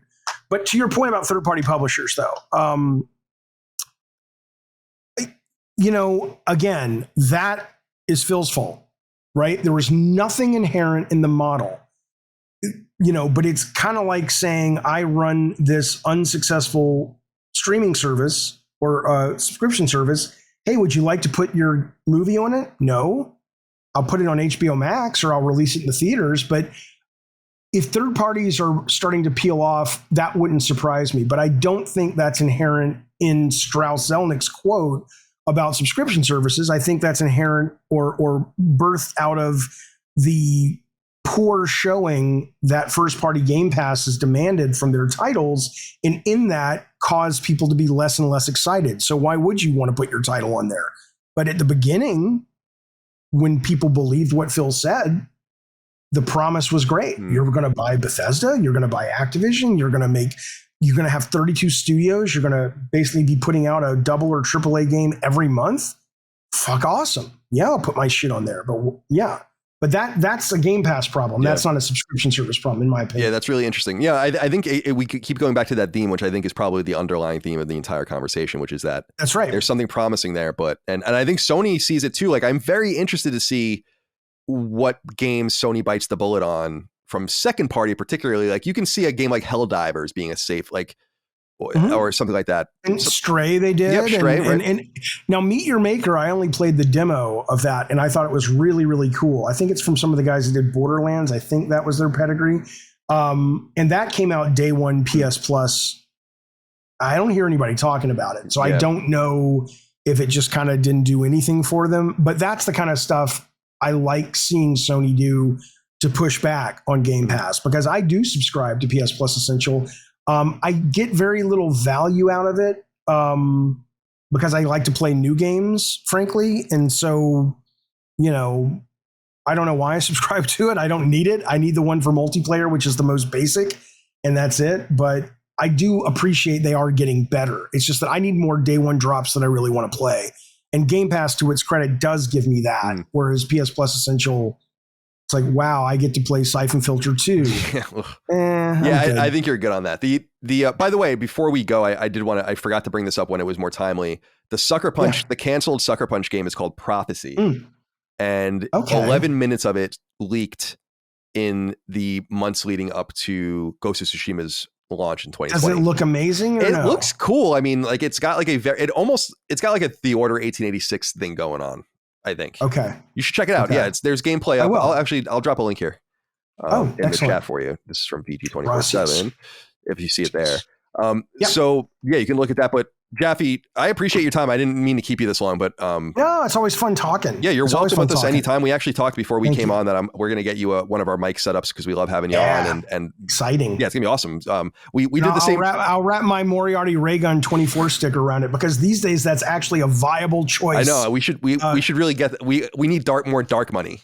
And then we'll be able to. That's exactly right. Run, but I figured out, by the way, what I want to bring you on for. It's going to be awesome, but I'm not going to tell you yet. I'm noodling with it. Okay, cool. Yeah, I'd love to. Yeah, Jaffe and I are talking about being on each other's shows, and obviously we'd love to have you on more often. Anytime I'm around. Yeah, we appreciate you and we appreciate your time. And of course, I really appreciate your expertise. I think you have you have obvious credentials, but this brings you a lot of credibility because you came up in one of the console ecosystems and you're making an argument for really the viability and the you want the success of the other guy. So I just think it gives you a lot of credibility. Look, people accuse me of being a Game Pass shill. I'm like, no, but if Phil called me and said, hey, could you just give us some thoughts? And he doesn't need me, my thoughts are free. I give them away every day. But I'm just saying, it's like, I would love to see somebody step in, man, and help these guys because I do believe in their vision, assuming they have one. I don't know. What is his life like? You think he goes home? I saw Sarah, I know we got to go. I saw Sarah Bond the other day tweet like, good leadership is leading when things are really, really hard. And I'm like, shut up. Yeah, I don't care. That's your own internal bullshit. For me, I'm a customer. Right. It either works or it fucking doesn't work. I wonder if that guy goes home to his wife and kids and is just like, dude, I hate my job. Right. Yeah. I'd be interested to know that too. I mean, I would love to know that because my big thing about the kind of funny conversation, and props for them for getting that was an awesome get. Yeah. But people are like, and I gave him props, on the show. I'm like, that's a really brave thing to do, but you don't do that unless you have to. Like, we have to keep that in mind that like, you don't go out and do damage control like that on the precipice of a big AAA game coming out exclusive in your ecosystem. It's one of the weirdest things I've ever seen. I don't think he should have done it at all. I don't think that was good for Xbox. I don't think so either. I don't think so either. I think he should have canceled and said, oh my God, something came up. I'll do something with you guys in a month. But there was no value in it, as much as I loved it as entertainment and content. Definitely. But, and I'm sure Kind of Funny loved it, but for Xbox, like, why would you do that? Why would you give him the opportunity to say, because I know what he was saying. He was not saying we don't care about great games, but a lot of people are like, he says we've already lost the console war. He doesn't care about game. He was talking that Game Pass is their bread and butter wherever you experience it. He wasn't saying he doesn't give a shit about treating the actual hardware well, but people just grab that little bit and bad PR. I mean, bad PR to go along with just bad other things. Like there's just he could have just said nothing, and you wouldn't have even had that problem. Right, I agree. It was very strange, and it seemed very defeatist. And then I saw I think it was Aaron Greenberg tweeting like, "Oh, someone said something nice about Redfall," or something. He's like, "Oh, someone likes us," and like quote tweeted it, and it went viral. And I'm like, this just seems very desperate. The lady doth protest too much. I think you had said that earlier. It's just be quiet. I know it's hard. Trust me. I know it's hard. I never shut up, but if you're in that position, getting paid that kind of money with that kind of responsibility, this is the time to go, shh. Say anything. And that's why, if Sony is smart, if they want to just needle, right, they have to have during the showcase, Jim Ryan on video doing his normal, we'll let the games do the talking. That's like all he has to say. And like, just 15 seconds and just do the exact opposite. And just needle. But then he should follow it up with but I ain't playing them because I don't know what the fuck. Yeah, I don't know what the fuck I'm doing. But I love the Jim Ryan. There's a picture because I always use it for my thumbnail. Oh, he's holding it. Controller, yeah, and he's holding it. It's like, what are you doing? Yeah, he's not holding it right at all. He has no idea what he's doing. It's just like. But it's working out all right for PlayStation. I guess, wind him up and point him in that direction. He'll get things done. We'll make money. But shh, don't wake him. He's going to bed at 5 every day. All right. Anyway, Jaffe, Colin Moriarty. I appreciate your time, man. I'm gonna don't go anywhere yet because I'm gonna stop it. I think last time you disappeared and I don't want anything bad to happen. But we appreciate all of you guys. Well, I am getting an error saying problem saving local backup of audio just popped up. Oh, it did. All right. So we'll stop that. We're gonna stop now. We're gonna go. All right. Bye. Goodbye. Let me stop here. Sacred Symbols, a PlayStation podcast, is a product and trademark of Last Stand Media and Colin's Last Stand LLC, and is proudly recorded in the USA. The show is conceived by, is written by, and is directed by me, Colin Moriarty. My co-hosts are Chris Raygun Maldonado and Dustin Furman. The show is produced by executive producer Dustin Furman. It's edited by associate producer Ben Smith. All of Last Stand's theme music is by my best friend, Ramon Narvaez. As you know, all of Last Stand's shows, including Sacred Symbols, are fan-funded on Patreon at patreon.com/laststandmedia. The following names are at the producer level on Patreon, our highest tier, and we're grateful for your thoughtful and kind contributions to our independent endeavor. Thank you.